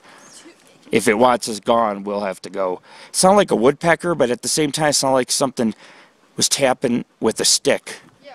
Maybe telling another one, hey, there's some humans here. That time it's a woodpecker. That's a woodpecker. Okay. Good. I was scared. Well, not good. We want Bigfoot evidence, but well, I've been chased. I've had rocks thrown at me before, so if they don't want you back here, because let's say they're bathing and drinking and fishing and hunting, and then some humans come back here, that might piss them off. Yeah. Because they might think, hey, this is our area, you know? Oh, yeah. We're going to go probably in about 5 minutes. Take your time. We'll try to go get to the vista point and look at the other lake from high above. No, dude. I'm good with the bee's nest. I'm good, dude. Sure? I believe you. If you say there's a bee's hive over there. Look, you can see it from here. I'm looking. Holy crap, that's a lot of them. Are they living in the wood and the rocks right there? The pile of wood? No, it's like a white nest. A white nest? Yeah, but it's in the ground. Oh, man. Those are the worst. You don't want to get stung by those. Why? They have a hell of a stinger on those bees. Really? Yeah, it hurts like hell. Like electricity, man, when it hits you. Yeah. We're just not going to go that way, dude. It's impassable. Impassable. Well, you're just not going to get past there. You know, there's beehives, there's cliffs along here and overgrown brush. What? It's not going to stick. It's not sharp enough. Oh, come on. No, it's not going to work. Did it? Look, folks, there's a yellow jacket nest. Remember I told you we can't hike any further? Tons of yellow jacket nests up in these granite rocks. And That's cool. we just really have no way to get to the other lake. It's probably about 600 to 800 feet along the shoreline, and we have a bunch of yellow jacket nests, and Raspberries. it's literally impossible. Like raspberries. Raspberries, wild raspberries. Yep, don't eat them. Yeah, you can eat the wild raspberry. Like, just fell on his chest and climbed back up. He's a working dog. Yeah, yeah. Come on, dog. You get stung.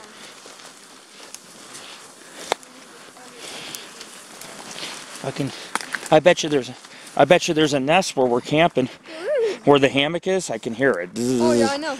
But I don't know where. Definitely there is. Oh, yeah. Jesus. I don't want to climb through the brush with those. Forget it. It's not worth going. Dude, it's not worth going that way for Bigfoot tracks. I have 10 other areas we can look. Yeah, I know. Fuck, I get stung by that. That's not going to feel good. Right. Wow. Fish are starting to jump, dude. Yep. So when we get back in another hour, they'll be ready for biting. Oh, yeah. I see lots of fish jumping. A lot of catfish probably in here. It's a little more murky. It's not as clear, but you can still see the trees at the bottom. There's a giant stump right there as well. I see they probably did logging back in the 1800s.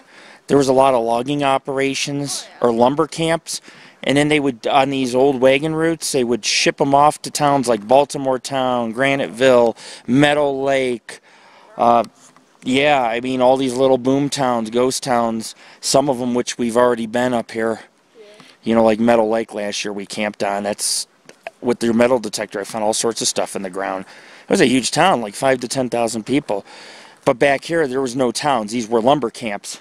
And there is signs of trees being cut, or early lumbering. And these lumbers had a lot of encounters with Bigfoot. Because when they started cutting the trees back here, it stirred them creatures up and it pissed them off. And now the forest is kind of regaining growth where we're standing. And it's so overgrown we can't even get around the lake. There's one more lake. It's not very large. It's probably a couple 100 feet across, real small. But if we were to head along the shoreline and go over, there's a little hill. There's a little pond back there. And I bet you there's some Bigfoot tracks. I just don't know how to get past all the yellow jacket nests and this brush and these drop-offs. It's just, man, it's rugged. It's unforgiving wilderness, folks. Nobody said Bigfoot investigating is easy. We always have to figure out the safest and alternative routes when we want to check for tracks. This is Lord Rick. We're at the second primitive shoreline of Lindsey Lake. Also, folks, wild berries grow along here, which is a good food substance for bears and other animals in the area, including Sasquatch. People are like, how can Sasquatch live back here? Well, Sasquatch has longer intestines. He can probably digest, since he's a primate-like creature, he could probably digest most of the foliage back here, some of the trees, leaves. And then if you throw in some wild raspberries or blueberries and a plentiful small mammal to deer population where he can get some nutrition from, or meat, harness the meat from some of the wildlife here and all the fresh water, yeah, this creature could survive hundreds of years, especially if it's very primitive. Maybe only comes out at night, may hike down from the peak a couple miles, make its way to the water to get a drink, some gather, and then go back up to, there's probably caves up in here.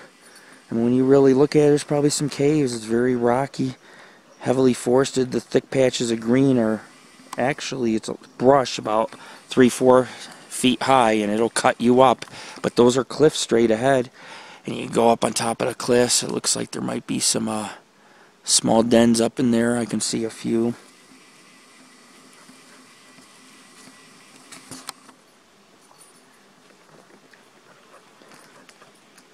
Might be just shadow from the sun. Point is, anything could hide up here. And we're going to try to seek it out. What kind of bone did you find? It's like really skinny. Oh, a rib maybe. Maybe, look. Ready? It's a rib. Deer. Probably. Probably deer. Yeah. Deer bone. Yeah. And look where it is. Where something could climb. Look. Climb straight up the rocks and be at the next peak. Because this leads to a peak. Oh yeah. Sorry. You okay? Yeah. So what we'll do when we get back to camp, there's 3 pieces. One of them's birch. Yeah. That'll burn nice tonight. We'll use those. Oh. Alright, son. If that dude hasn't already taken it, but I doubt it. He would have taken it already. If somebody takes that camp spot, though, dude, they're gonna have, we're screwed. They'll have free firewood. Yeah. It's okay, I brought firewood, but Still, extra would help. Extra always helps. It burns so quick. I have a good feeling. Yeah.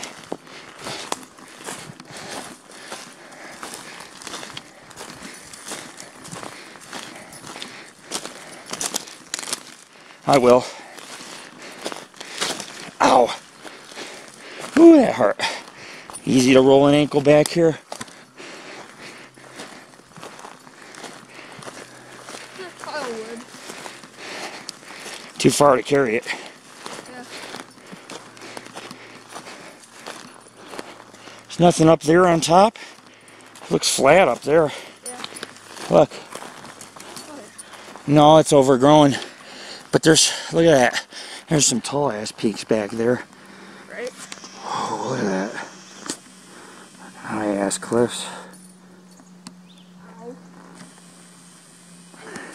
6,000 feet. We're at 6. Those peaks could be very well at 7 or 8.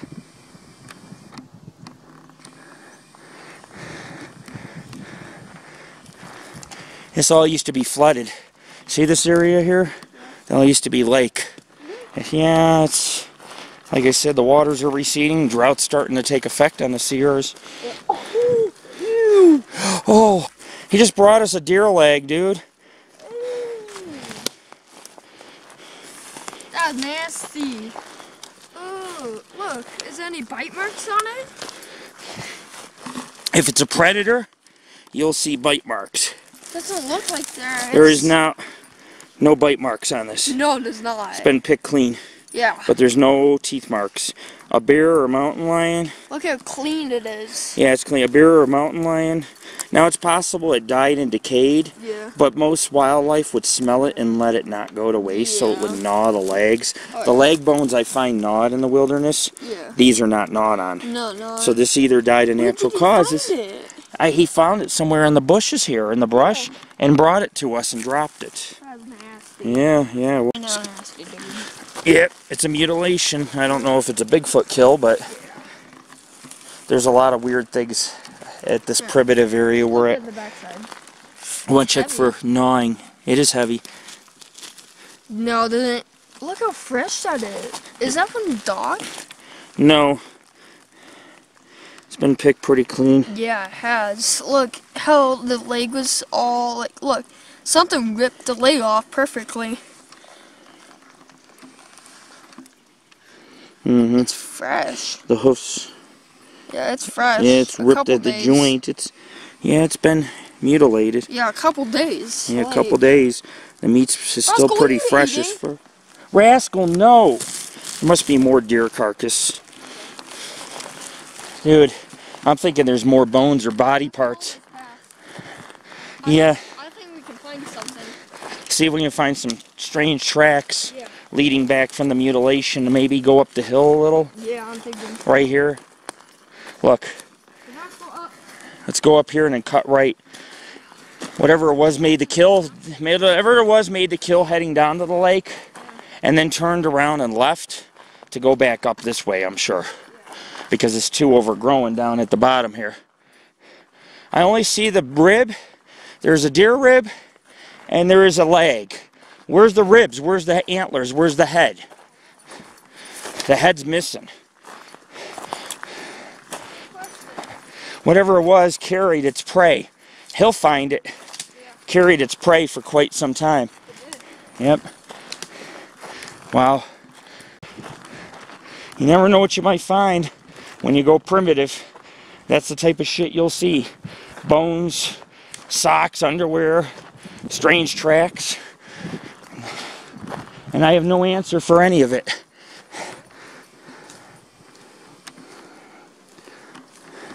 Dude, this tree's huge. Stand next to this tree, dude.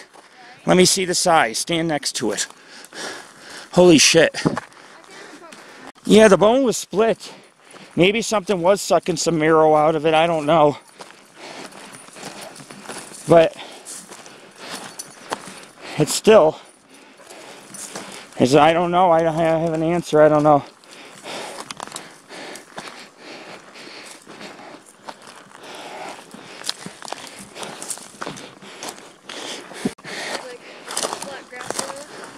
Oh.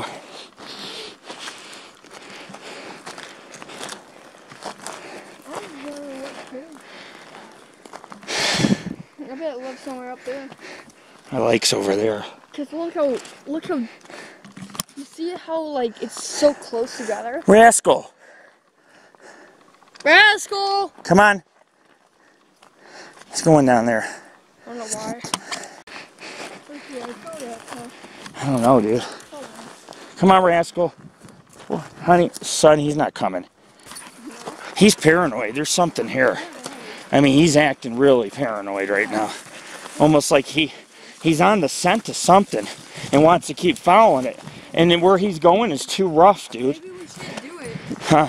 Let him follow, take us down? Yeah. He's taking us down to the lake shore. You can see it through the trees. Yeah. All right, let's go have a look up here first. Get some scenery, catch some scenery, and then let's see if we find any more bodies, mutilations. Wow.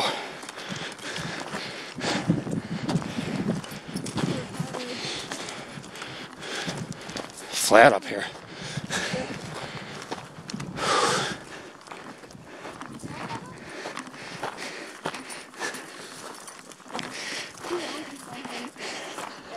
Huh. I think he's still something around. Might be trying. Yeah, well, look where he's heading, to the peak. Yeah. We can't go up there. Oh, Sun's setting. oh sorry. What? I thought that idea. Sorry. Here, let's go look over here, dude. Rascal. Come on, Rascal. Come, Rascal. I'm not going to the peak, Rascal.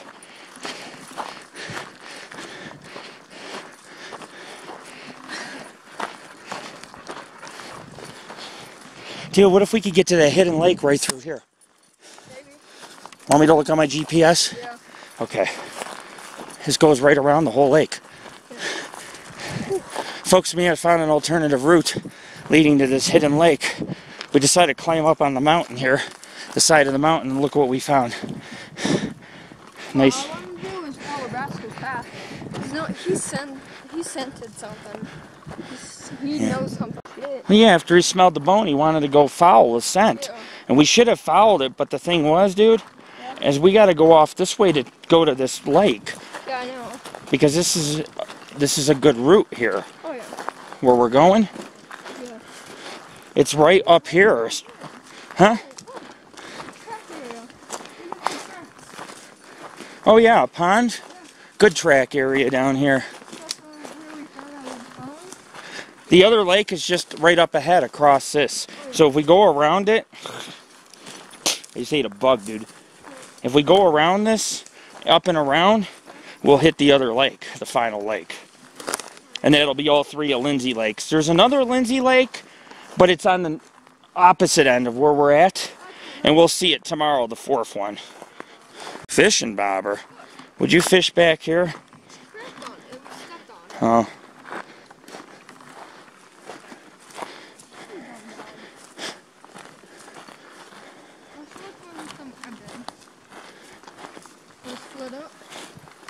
Yeah, man. I'm going to go right, you go left. Soft. Might be some tracks back up in here.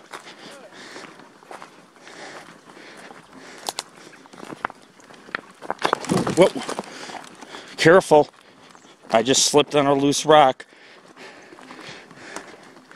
No tracks. Not as much as a deer.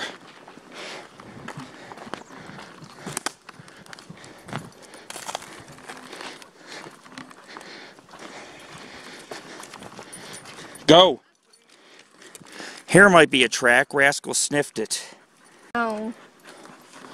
Look, it looks like it's two toes, but I don't know.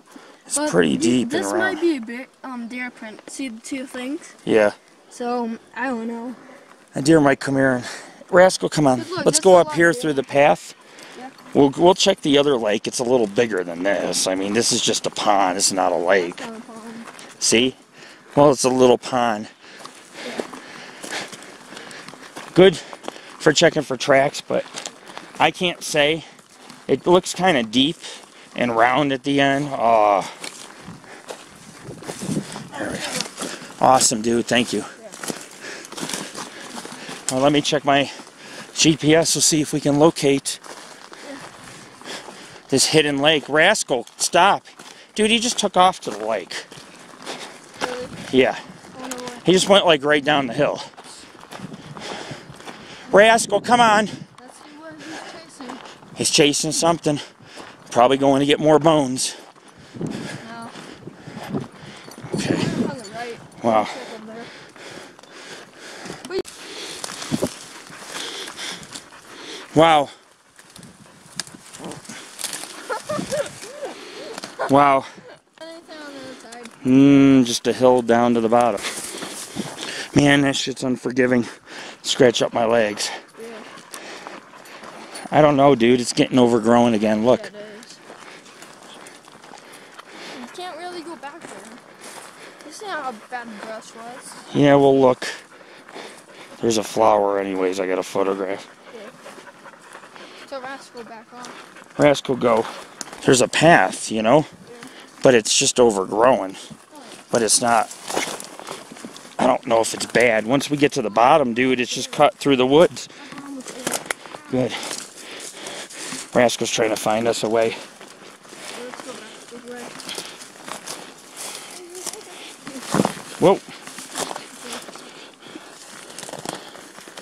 Holy shit, dude, we're not far. I see it on the map. I looked at myself, dude. Huh? I have to take a crap. You may not. Well, you're gonna have to wait, dude. I might not make it. I might make it. Squeeze your cheeks. I'm trying to. You can't take one here. It's too sunny, dude. And it's too out in the open, and plus I'm here. I don't want to be here. Right? Every step I take, I almost pooped myself. I almost pooped. On with the show. We're going to keep climbing down, folks. We're in a wash or a seasonal creek area where water runs off. Be careful. This shit will cut you up. My dog has 4 legs, so he's already at the bottom. Must be nice. Give me 4 legs and I'll be good to go. There could be a bee's nest around here anywhere too on the ground. We gotta listen. I know you wouldn't even know till you step near it. I can't tell if this is a trail or what.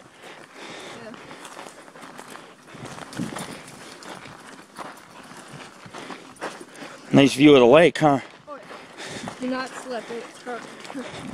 I'm fine. Here you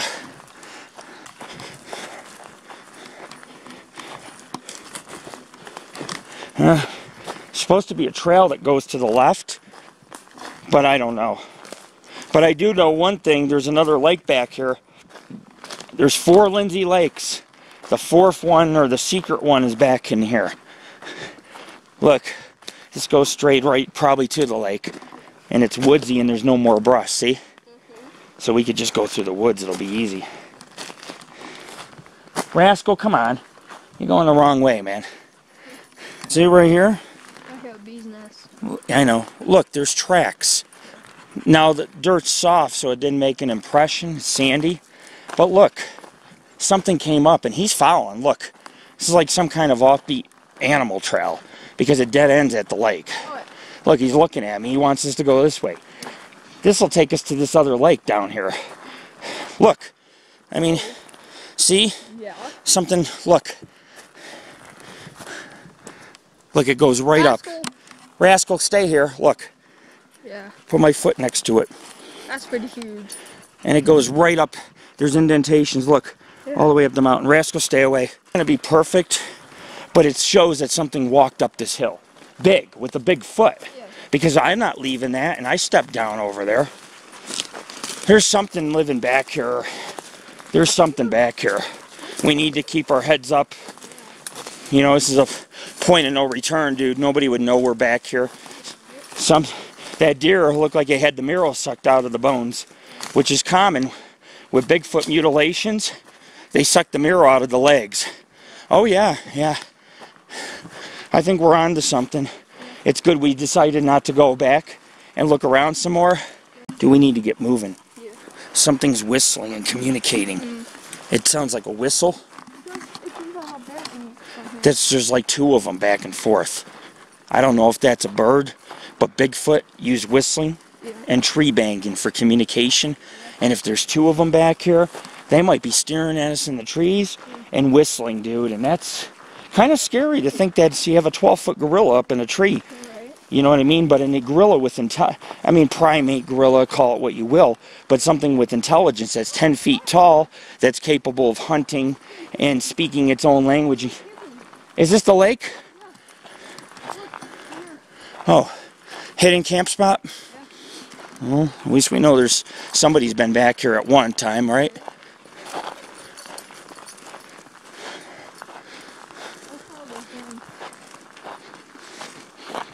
Want me to look on the GPS again? No. Dude, this trail should lead us right to this lake. This is the final. There's 4 lakes. I think I see it. There's 4 lakes. Yeah, dude. 4 Lindsey lakes. This is the hidden Lindsey Lake. The one people complain about they can't get to. Yeah, dude.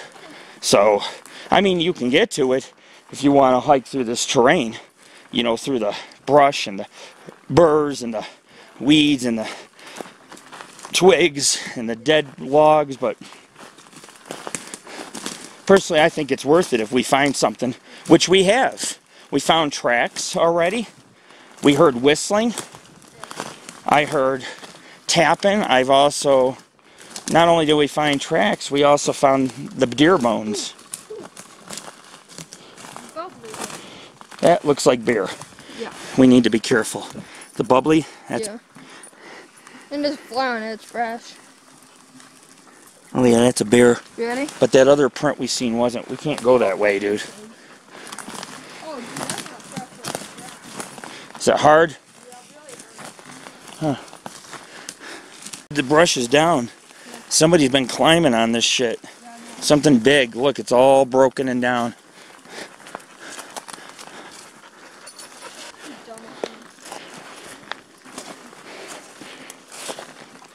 Over here, dude.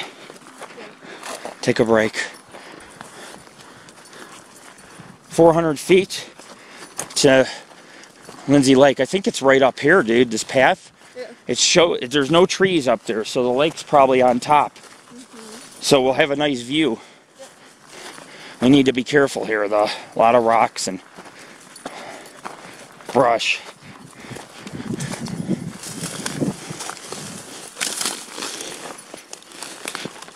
Alright, there we go. Gooseberries, probably. Oh yeah, it's right up here. I can see the huge open area. Our final lake, folks. Our final Lindsey Lake. Should be somewhere up here. It's pretty up here.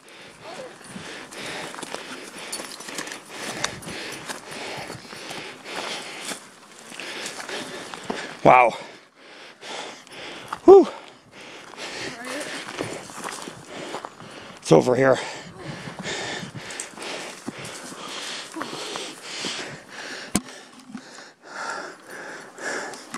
Wow. There it is. I see it. There's a lake. Right here. That's where he went. It's right over here, dude. Shazam. I see it. This is the hard to get to lake. Our viewers now can see why it's so hard to get to. I'm gonna have a tangerine to celebrate. Should have brought some beer too. I was thinking about it.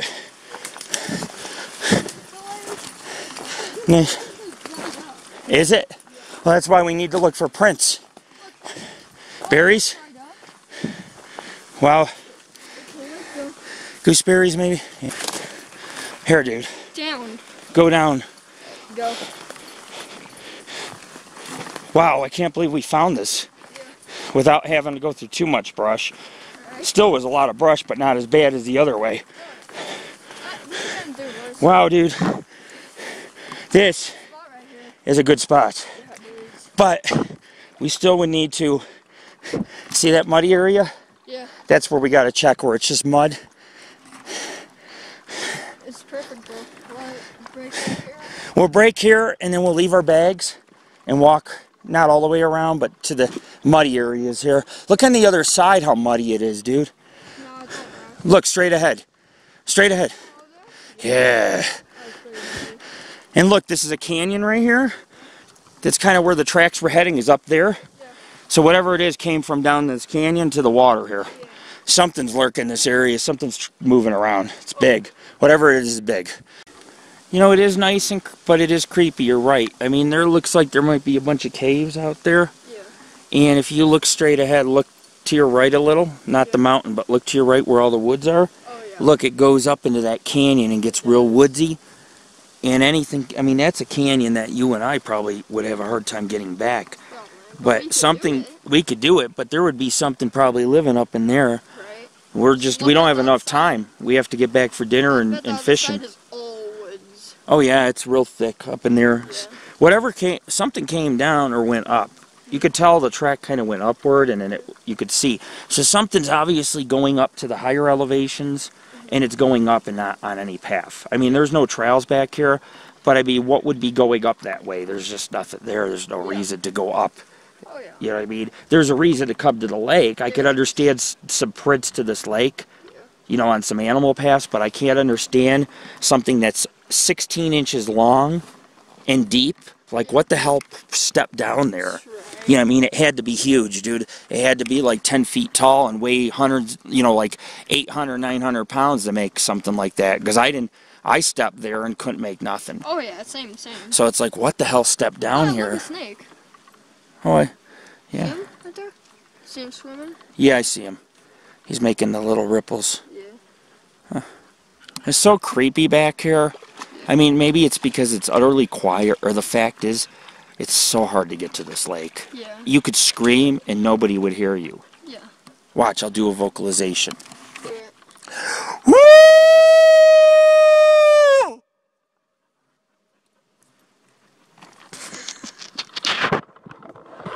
To vocalize back.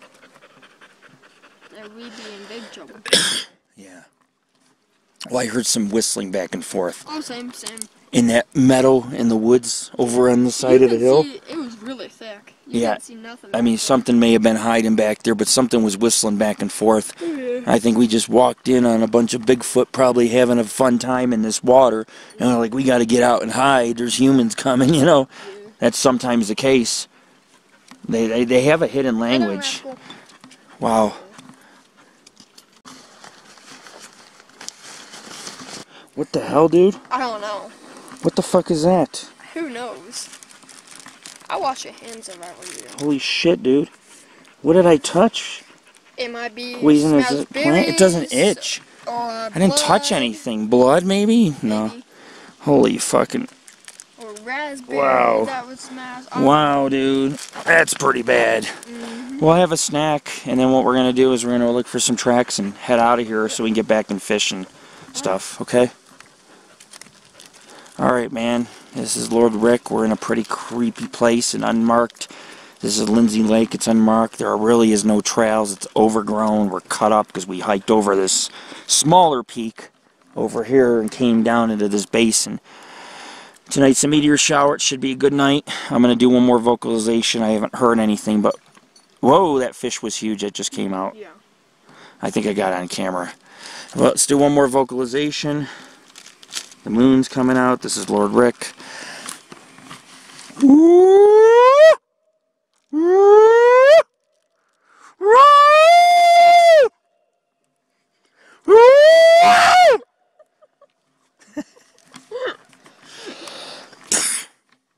We can do another. Sounds like a Bigfoot dying. Does it? Yeah. Try one more.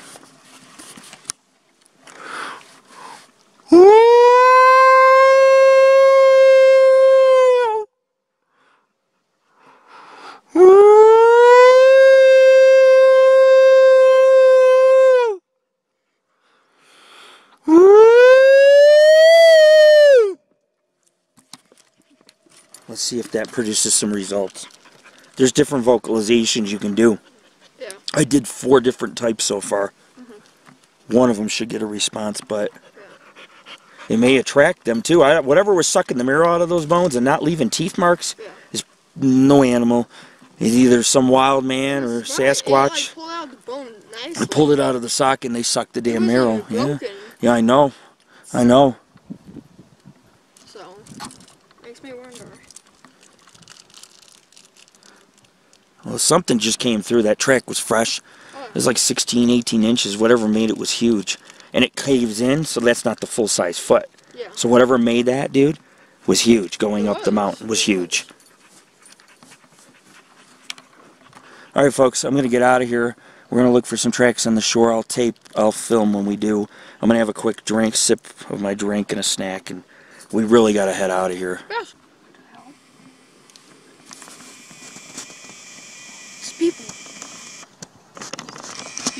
I know. That trail will take us out. We probably scared the shit out of them with the vocalizations. I know, we just scared someone with their vocalization. They're all looking around like, what the fuck? I would just... There must be... Say nothing. Well, look, there must be a trail on that side that goes on the back side of the Lindsey Lake, too, where they're going. But that'll take us out of the way. We need to cut across and get to the dirt road so we can get back to the Jeep. We don't have much time, dude. So, because we got to get back, cook, fish, and plus the sun's going down real fast behind the mountains. See how the mountain's turning kind of reddish purplish? Yeah. It's because the sun's friggin' behind the trees. It's causing it to gleam through. It's dimming. Yeah. So now the rocks are more vibrant. Yeah, definitely. Sunset's definitely kicking in. The moon's coming out too. Look for the tracks. We can get to a trail and follow this. It'll take us right along the lake here, the two lakes, and it'll take us back to the road. And then we just follow the road. But it's a longer down the road where it takes you. Yeah. There's dog prints. Could be. Yeah, that's It's so soft you can see where a Bigfoot or a human would leave a print, you know? Too soft. You can't say we didn't try. Whoa. Oh shit, dude. I'm sinking in the mud. Oh shit. Yeah. Stay here. There's some tracks, dude.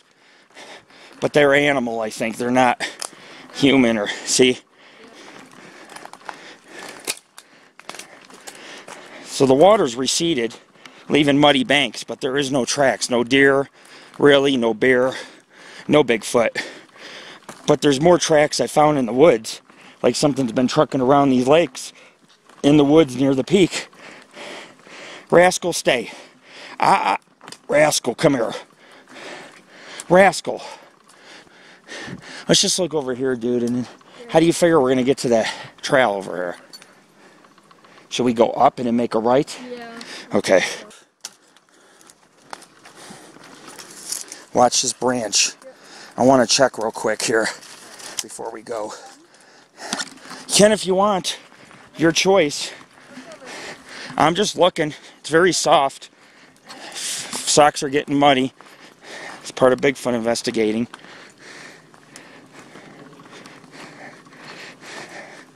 Some little shells and snails.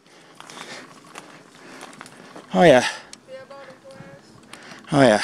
Soaking, Daddy. The mud? Yeah, like it was up. Fish are jumping. We got to get back at fish. That's funny. Dude, look how secluded it is back here. There's nothing, you know what I'm saying? We can't even get to the other side of the shore. So look, dude, there's an area, look, a trail going up. See the cove right there? Yeah. It goes right up. There is a trail. If we take that, we can follow the other side of the lake. Well, we could follow the other side of the lake and just hustle without having to climb the mountain again or through the brush. So that's what we're going to do. But I still check for tracks. Rascal, get over here. Look, he's in the bush. It would at least take us less than No an tracks hour. here. This lake is a disappointment. Yeah, I know. But there was a couple hundred feet from the lake, that giant track. Oh, yeah. Dude, whatever made that had a foot twice the size of mine. Yeah, I know. Like that thing was like 18 inches long, dude. That's creepy. That's creepy. And you could see the indentations as it kept climbing up. Yeah. So I don't think that was a bear, dude. No, that was... I've seen the bear ones look like small circles. That indentation was 18 inches by like 8 inches wide and deep. So no prints here, folks. We're going to head back to... we're going to hike on the eastern shoreline of the second Lindsey Lake, which is the medium-sized one, medium-sized lake. This is the smallest of the Lindsey Lakes. There's a fourth Lindsey Lake we're going to pass, but we're going to tomorrow hike around it. We're not going to hike around it now because the sun's going down. We got to go catch some fish for dinner. I'm sure you guys understand, but we did find a couple tracks. We heard some whistles in this wooded area. We found a mutilation. The marrow looked like it had been sucked out. Thank you, son. The marrow was sucked out. This place is strange. Right, Jared? Very strange area. I mean, there's something's not adding up. With the deer mutilation, the track, and the whistles. Yeah. And there's nobody back here, dude. And then the sock. The sock? Yeah, I know. Just weird ass shit. It's just weird. I'm not saying... No, we know nowhere. Huh? That's the creepy part. I know, and the sock and... Something was playing with it. Maybe. It's very muddy. See, now we leave tracks, so nothing's been here in a while.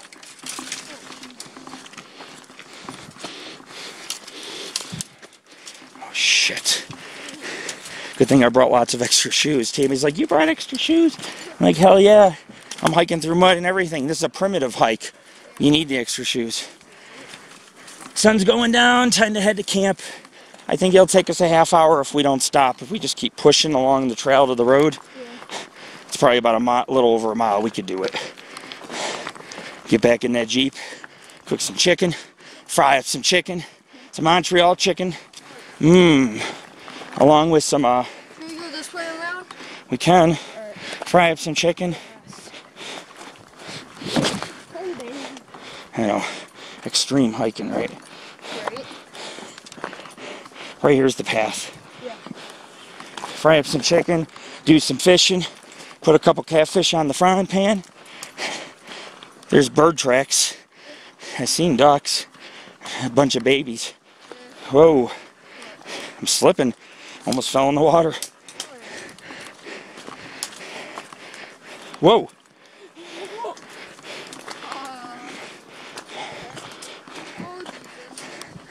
Holy shit, dude, there's a dam up here. Yep. We're at a dam. It's our third dam of the day. We're gonna wash off our shoes, folks, in the creek. It's so peaceful here, it's spooky.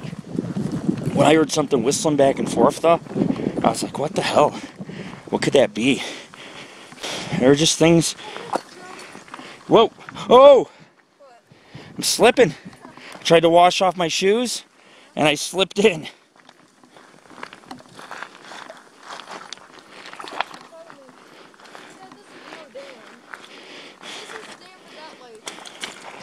Oh, yeah? Yeah.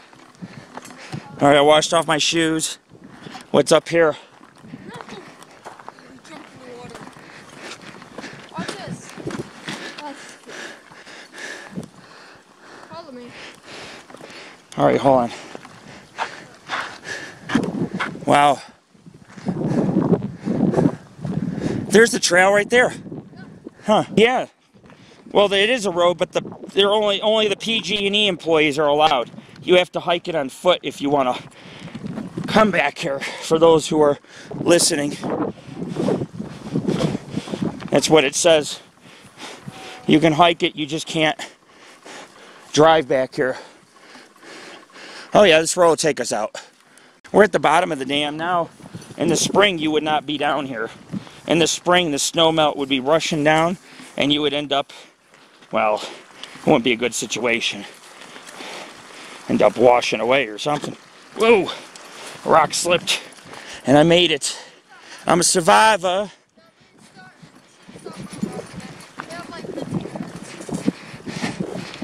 I know. This is soft. Look for tracks in this too. Huh? At 6. Well, they started jumping at 5, but 6 or 7's fine. In a half hour, we'll be back. Of course, I want to take a pic of the lake on the way back, but we could do it with Tammy. It doesn't have to be done today. I mean, we get to hike all around this lake, because this lake here, if we hike along it, dude, guess what? We'll have gone completely around this lake. Cool, huh? Wow, look at all the rocks, dude. The brownish, there's a lot of iron in these rocks. A lot of volcanic rocks here. Well, this will be pretty easy to take back, huh? Compared to climbing the dam. We climbed that mountain, dude. Went over that mountain, and then we went through all that brush to get down to that lake. Well, at least I know you can get to the lake this way. But it would have took Tammy too long, so that's all right. We did it for her, right? So she didn't have to go through all the crap that we went through. But still, taking the back way, there was some weird stuff like that deer, and then the friggin' whistling, and then the track, that giant track that was going up. on that steep hill. Creepy, dude. We just missed whatever made that track. My dog wanted to chase it down, which is good, but they don't like dogs, and it might just decide to pick him up and carry him off, and that'll be the last we see him. He's just your typical dog. But I mean, if he barks at a Sasquatch, like if he runs through the bushes and there's one in there, that thing is going to grab him by the throat, and you're going to hear him yip, and you'll never see him again, because just snap him. Well, that's the thing. A lot of people are seeing these creatures carrying small dogs, and this area has a lot of dogs missing, so you got to keep an eye on him. But on top of it, not just keep an eye on him, but make sure that this creature, you know, we're not alone where this creature can do something that might cause harm. Because, I mean, you know, I'm measuring tracks, and you know what happens is they don't like that. Right. They don't like that. That's why they throw rocks and shit. Because they're like, get the fuck out, we don't want you here. Right. Yeah, well, it's with any wild animal. Wild animals will let you know they don't want you around. They'll grunt, their hair will stand up. Bigfoot throw rocks. They won't even hit you. Sometimes they'll just throw them. They'll keep throwing past you, trying to tell you, get out, we want you out. They don't like you there. So we're not scared. Just respect the creature and its boundaries. Its boundaries. It's like we got too close a couple times. All right, folks, we're going to head down here. This is Lord Rick of the Paranormal Ghost Society and Jared Rowe. That's right. We're hiking on an old PG&E, Pacific Gas and Electric road. It's overgrown. They blocked these off, and now you use them for hiking. We're actually hiking along the second lake I showed you, second Lindsey Lake. We're hiking along the eastern shoreline now. We were on the primitive western shoreline, but this isn't as primitive when you have a trail running along it, or a road. And we just completed our third Lindsey Lake. Real briefly, we're going to pass our fourth Lindsey Lake, tomorrow Culbertson Lake, Penner Lake, Sunday Bull Run Lake. And then tomorrow we'll spend some time at the fourth Lindsey Lake because the sun's going down and I just don't have the time.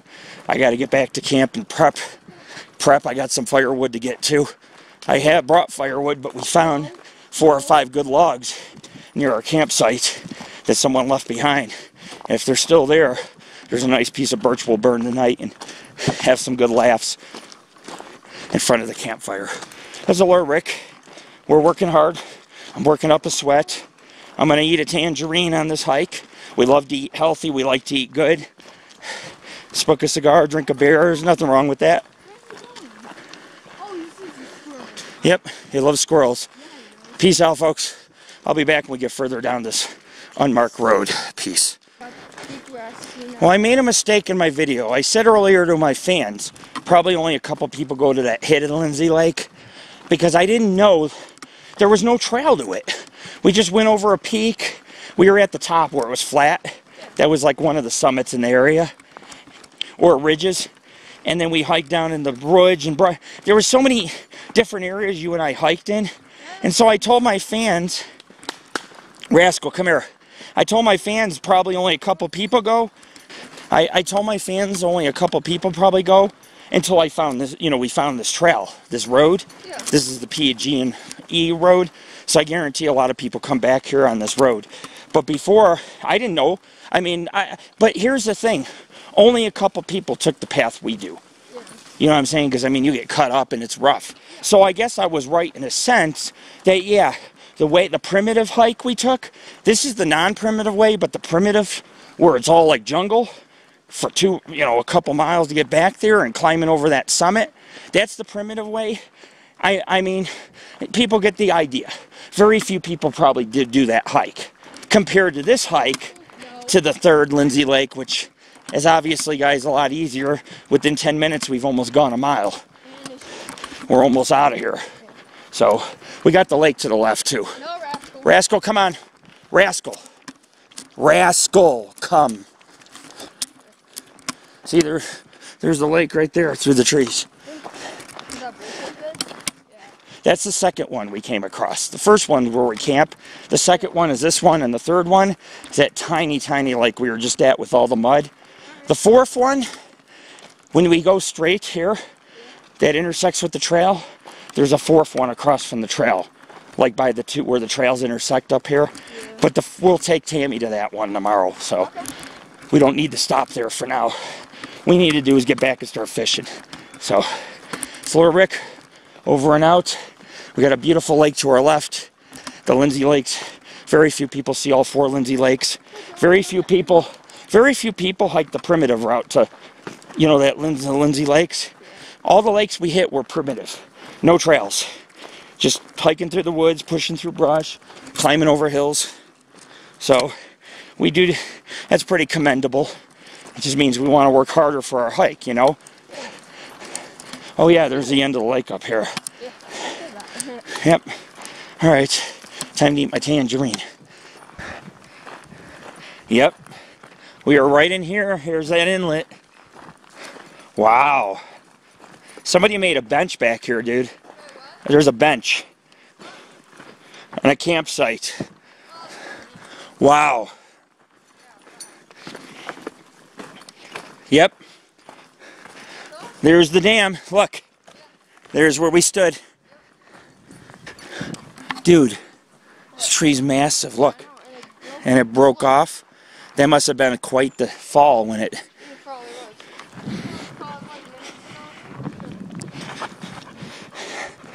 Rascal, no. There we go, folks. The dam's over here. We walked across the dam. And then you have this fallen tree and this nice shot of the peak across from us. You can see this peak quite well from where I'm camping. I'm just a little to the right at the first Lindsey Lake, so I get... Alright, let's get back on the trail. The dam's right here. And you know what? It's only 10 minutes to the Jeep from the dam. If you hike it straight, if we take a couple breaks, it won't be. So there's a nice little bench. Nice little camping spot, huh? You could park and hike back in here and pitch a tent. Yeah. Like you could, Nice. and your backpack, bring your tent. Back here? Yeah, nobody's back here. That's a good part. Attach your fishing pole, bring your fishing pole. That's the best part about it. The fishing, oh yeah. This is nice.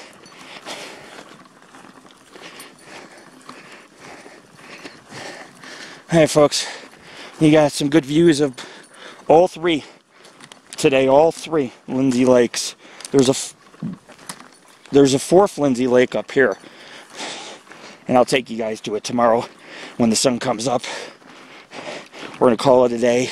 It's time to celebrate and relax our great research find, our great finds. Found some good finds today. A deer leg and a deer rib and no head antlers. No, well, it was a doe. It probably was a doe, but I mean, we didn't find any skull, rib cage, torso, upper or lower. So it was pretty interesting. Lindsey Lakes, the other one, dude, is right there. Oh, take a left. Yeah, I know. The other lake, see that right there at the top of the hill?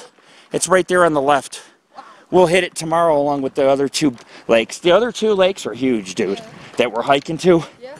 Yeah, they're bigger than this I one. hope this one's crawdaddies. Might be some big crawdaddies out here. There's a lot of different fish species I never heard of, including some Alaskan fish they stock up here. Yeah, I don't know what it is. Okay. Yeah, he's drooling. So, what I want to do tomorrow, maybe hike across the dam at the where we're camping, and there's a bunch of muddy shoreline across from us that's hard to get to. But if you cross the, yeah, I know. We're right there. I know. If you cross the dam where we're camping, there's a bunch of muddy shoreline over there with the mountain behind it. I bet you we'll find tracks over there. We've been done in an hour. Because they like to hang near the dams at night. Oh, yeah. The fish, Yeah. you know what I mean? That's why we should push my head. That's alright. We're almost out of here. Oh yeah. Well, I mean, like I said, when we were camping at Bowman Lake, something broke a branch near our camp spot and dove in the water. Rascal, no. We were standing there near the poles, right? And something about 15 feet away dies in the water. It sounded huge, like a fucking whale, or part of my French, but it sounded like something my size diving in. We were the only ones camping at that cove, right? Yeah. And then the next day I check, and there's a broken branch near, not too far from the water.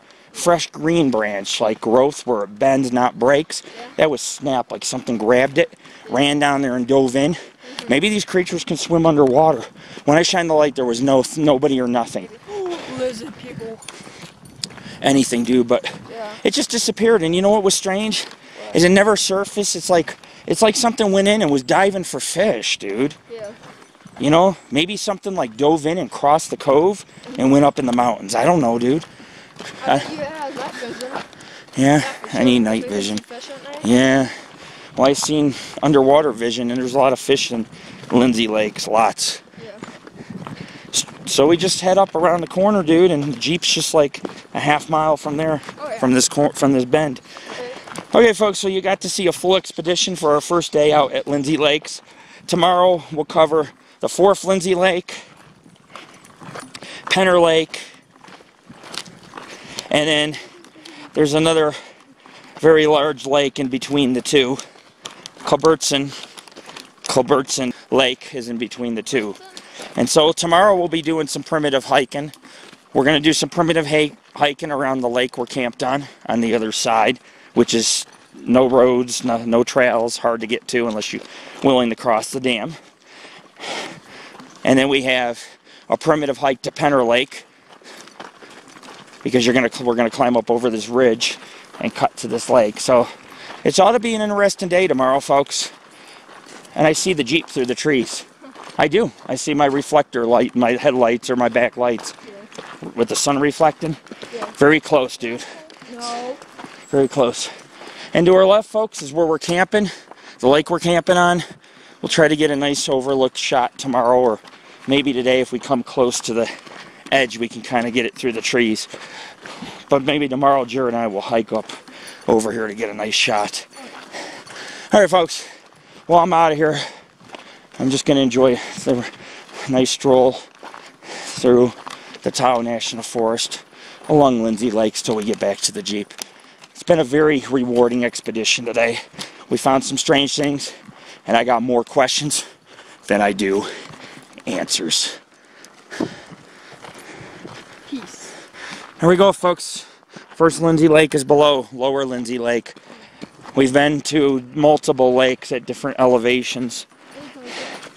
And some of them we had to climb up. We had to climb up this mountain and come over the lip and down into the lake basin to hit that hidden Lindsey Lake. I call it a hidden one. It's really no access. There was a little side road, and yeah, you can hike it, but we didn't know that. We just were like, oh, we didn't know there was a trail out to that. So we took the primitive way because we were already on the primitive shoreline looking for tracks. And we couldn't get to it, so we went all the way up and around. And we could have just taken a road like this to it. And you can't drive them because they're gated. But you can walk these roads. You're just not allowed to drive them. Jared, there you go. Look. No, that doesn't go anywhere. That doesn't go to Bullhorn? No. I don't think so. Well, look, dude. Bullhorn's directly here, right? Yeah. So if we go here, It's easier. it's easier. And it's woodsy, not straight brush. That's what we'll take to Bullhorn Lake Sunday. Because it's right by the gate. We'll go to Bullhorn Lake. Tammy can clean up while we go or something. It's only a half mile, dude. That'll take what? Ready? Tossing contest. Drop it over the cliff, and then there is no contest. You lose your drink and die of dehydration contest. Right. Oh, that's funny. You have to hurt it. I'm just gonna die for it. I look down and it's like. Alrighty, folks. Cha-cha-cha-cha-cha. The show must go on. Cha-cha-cha-cha-cha. You never heard of that? No. Watch here. Watch. Cha-cha-cha-cha-cha. The Paranormal Ghost Society must go on. And I'm like, what? It's usually the show must go on, but you got to say the Paranormal Ghost Society must go on. Yeah. Because I'll tell you what, after all the thorns and cuts I got, I'm surprised we continued to move on. Right. Look at my arm, dude. Look at my hand. Look at your hand. Fucking blood, or I touched something poisonous, dude, and my hands all broke out. You probably smashed your finger like your hand on berries. That's what I'm saying. There's a lot of berries back Yeah.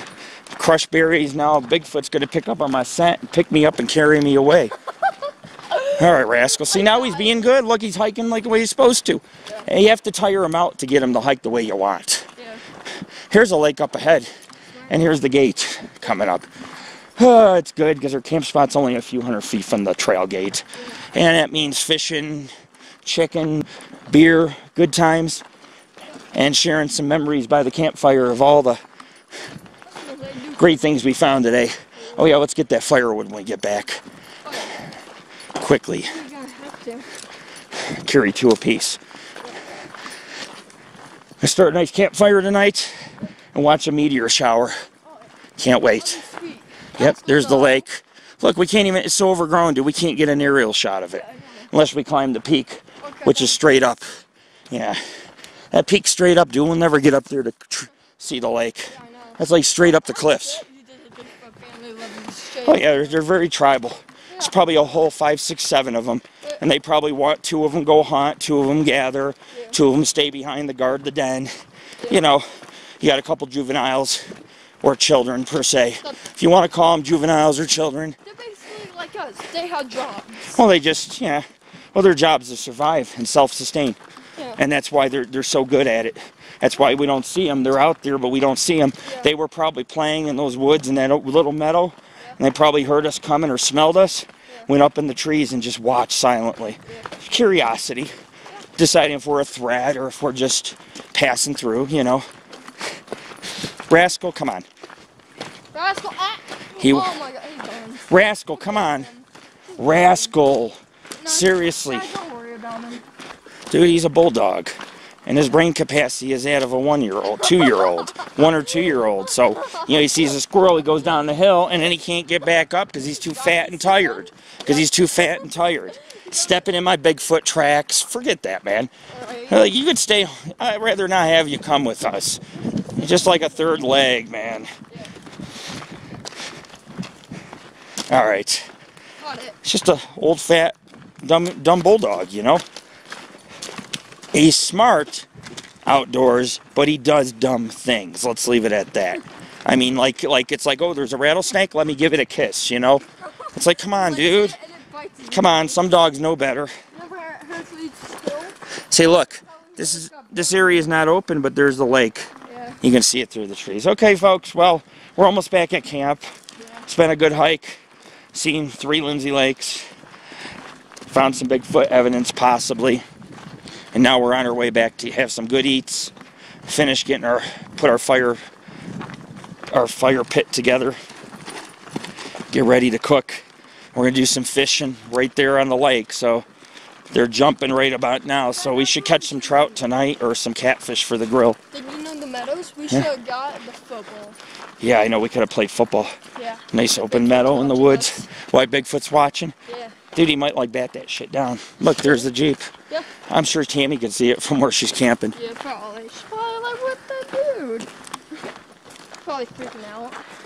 Hold on. Here's the Jeep. Yeah, she's probably like, what's it doing over there? Right.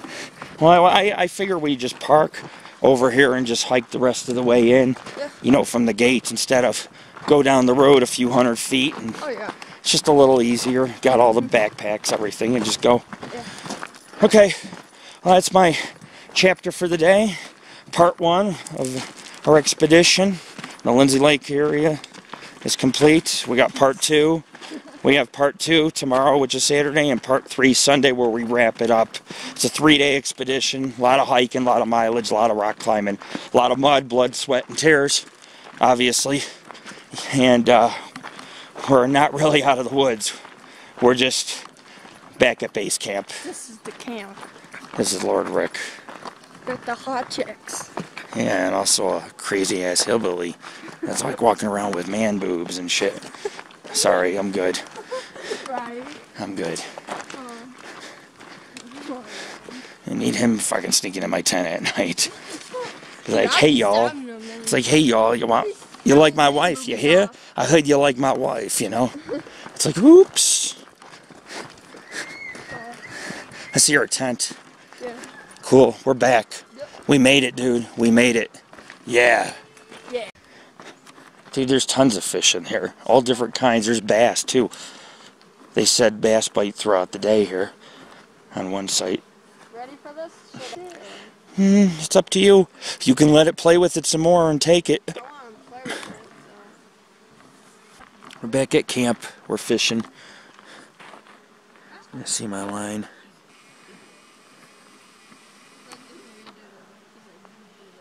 My bobber's all the way out there.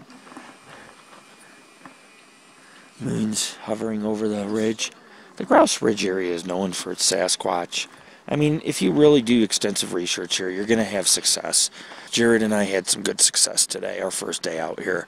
Last time we camped here, there was some success too, but it's increased twice as much. I mean, in a matter of a day, we found tracks, heard whistling in an area there was no humans.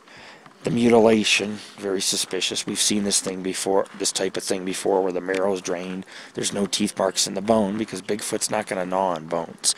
It wants the marrow, the meat. The marrow has nutritious value to sustain these creatures. And so scientifically, yes, I mean, they have to have a lot of protein, and that's one way to get that. But the sun's setting. We're about to cook some chicken, and I just want to show you the reflection of the peaks in the mountains here on Lindsey Lake. Tomorrow we'll go to the 4th Lindsey Lake. And then we got about 2 more beautiful, beautiful hidden lakes with islands on them. You can go swim into the islands. We're going to hike out to those. And then I got a small little lake up here. It's actually going to have to climb over the mountains to get to it, or the ridge line. But we're going to, if we find a lower area where we can cut through, it's kind of like a wash and go up to the lake. It's a half mile from here. So by the time we leave here, we'll see 7 lakes. But for now, we're going to enjoy fishing. We're going to cook some good food. Our campsite, pretty nice. We have the raft, the fishing poles. You know, it's just, these little dams are present in this area everywhere. You can walk across them. The water's not that deep. I mean, the water's kind of receding. There's drought. So it's not very deep on the dam. But we're going to fish in the morning on the dam before we backpack out of here. And it should be a good day of backpacking, so we're going to have a fun time. But I just want to show you what it looks like near sunset, and I'll get some more film as the sun's nearly almost down so you can see what dusk looks like as it sets in the Lindsey Lakes area. So the fish are biting. We're still not catching anything. There's a bee problem here. I mean, if you asked me to review the place, I'd say the campsites are a little close together, for one. So here's somebody right there. And I'd say there's a bee problem. There's a couple hives. I mean, you can hear the hives, you know. And I had opened my worms, and I had over 6 yellow jackets on them. So it's not good. And I give honest reviews. The road going here, the one road I took was narrow, not maintained. I was brushing up along the side. I'm not really complaining. I like rugged, overgrown roads. But I'm just letting you know it's a little unexpected, considering you see so many videos on YouTube of people taking cars back here. It's like, whoa, I hope you're planning on getting a new paint job, you know. But this is a cool place. I mean, despite there's a couple campers up here, it's still very quiet, very remote. I plan on searching for tracks, crossing the dam and looking for tracks across the lake. You know, I like to kind of show you guys where I'm going, what's going on. So when we put these videos, you're like, oh yeah, Rick was over there. But the fish are starting to bite. There's circles all over the water. I mean, you can see them along the shore. See that? I mean, there's some fish feeding right now. So I definitely got to get the line out here and hopefully catch some good fish. There's bass, catfish, trout, and a couple other species I've never really even heard of. And they're all probably very tasty on the grill. This is Lord Rick, Paranormal and Ghost Society. You can see the moon reflecting off the water. Look at that.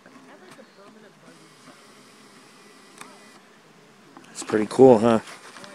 Pretty badass.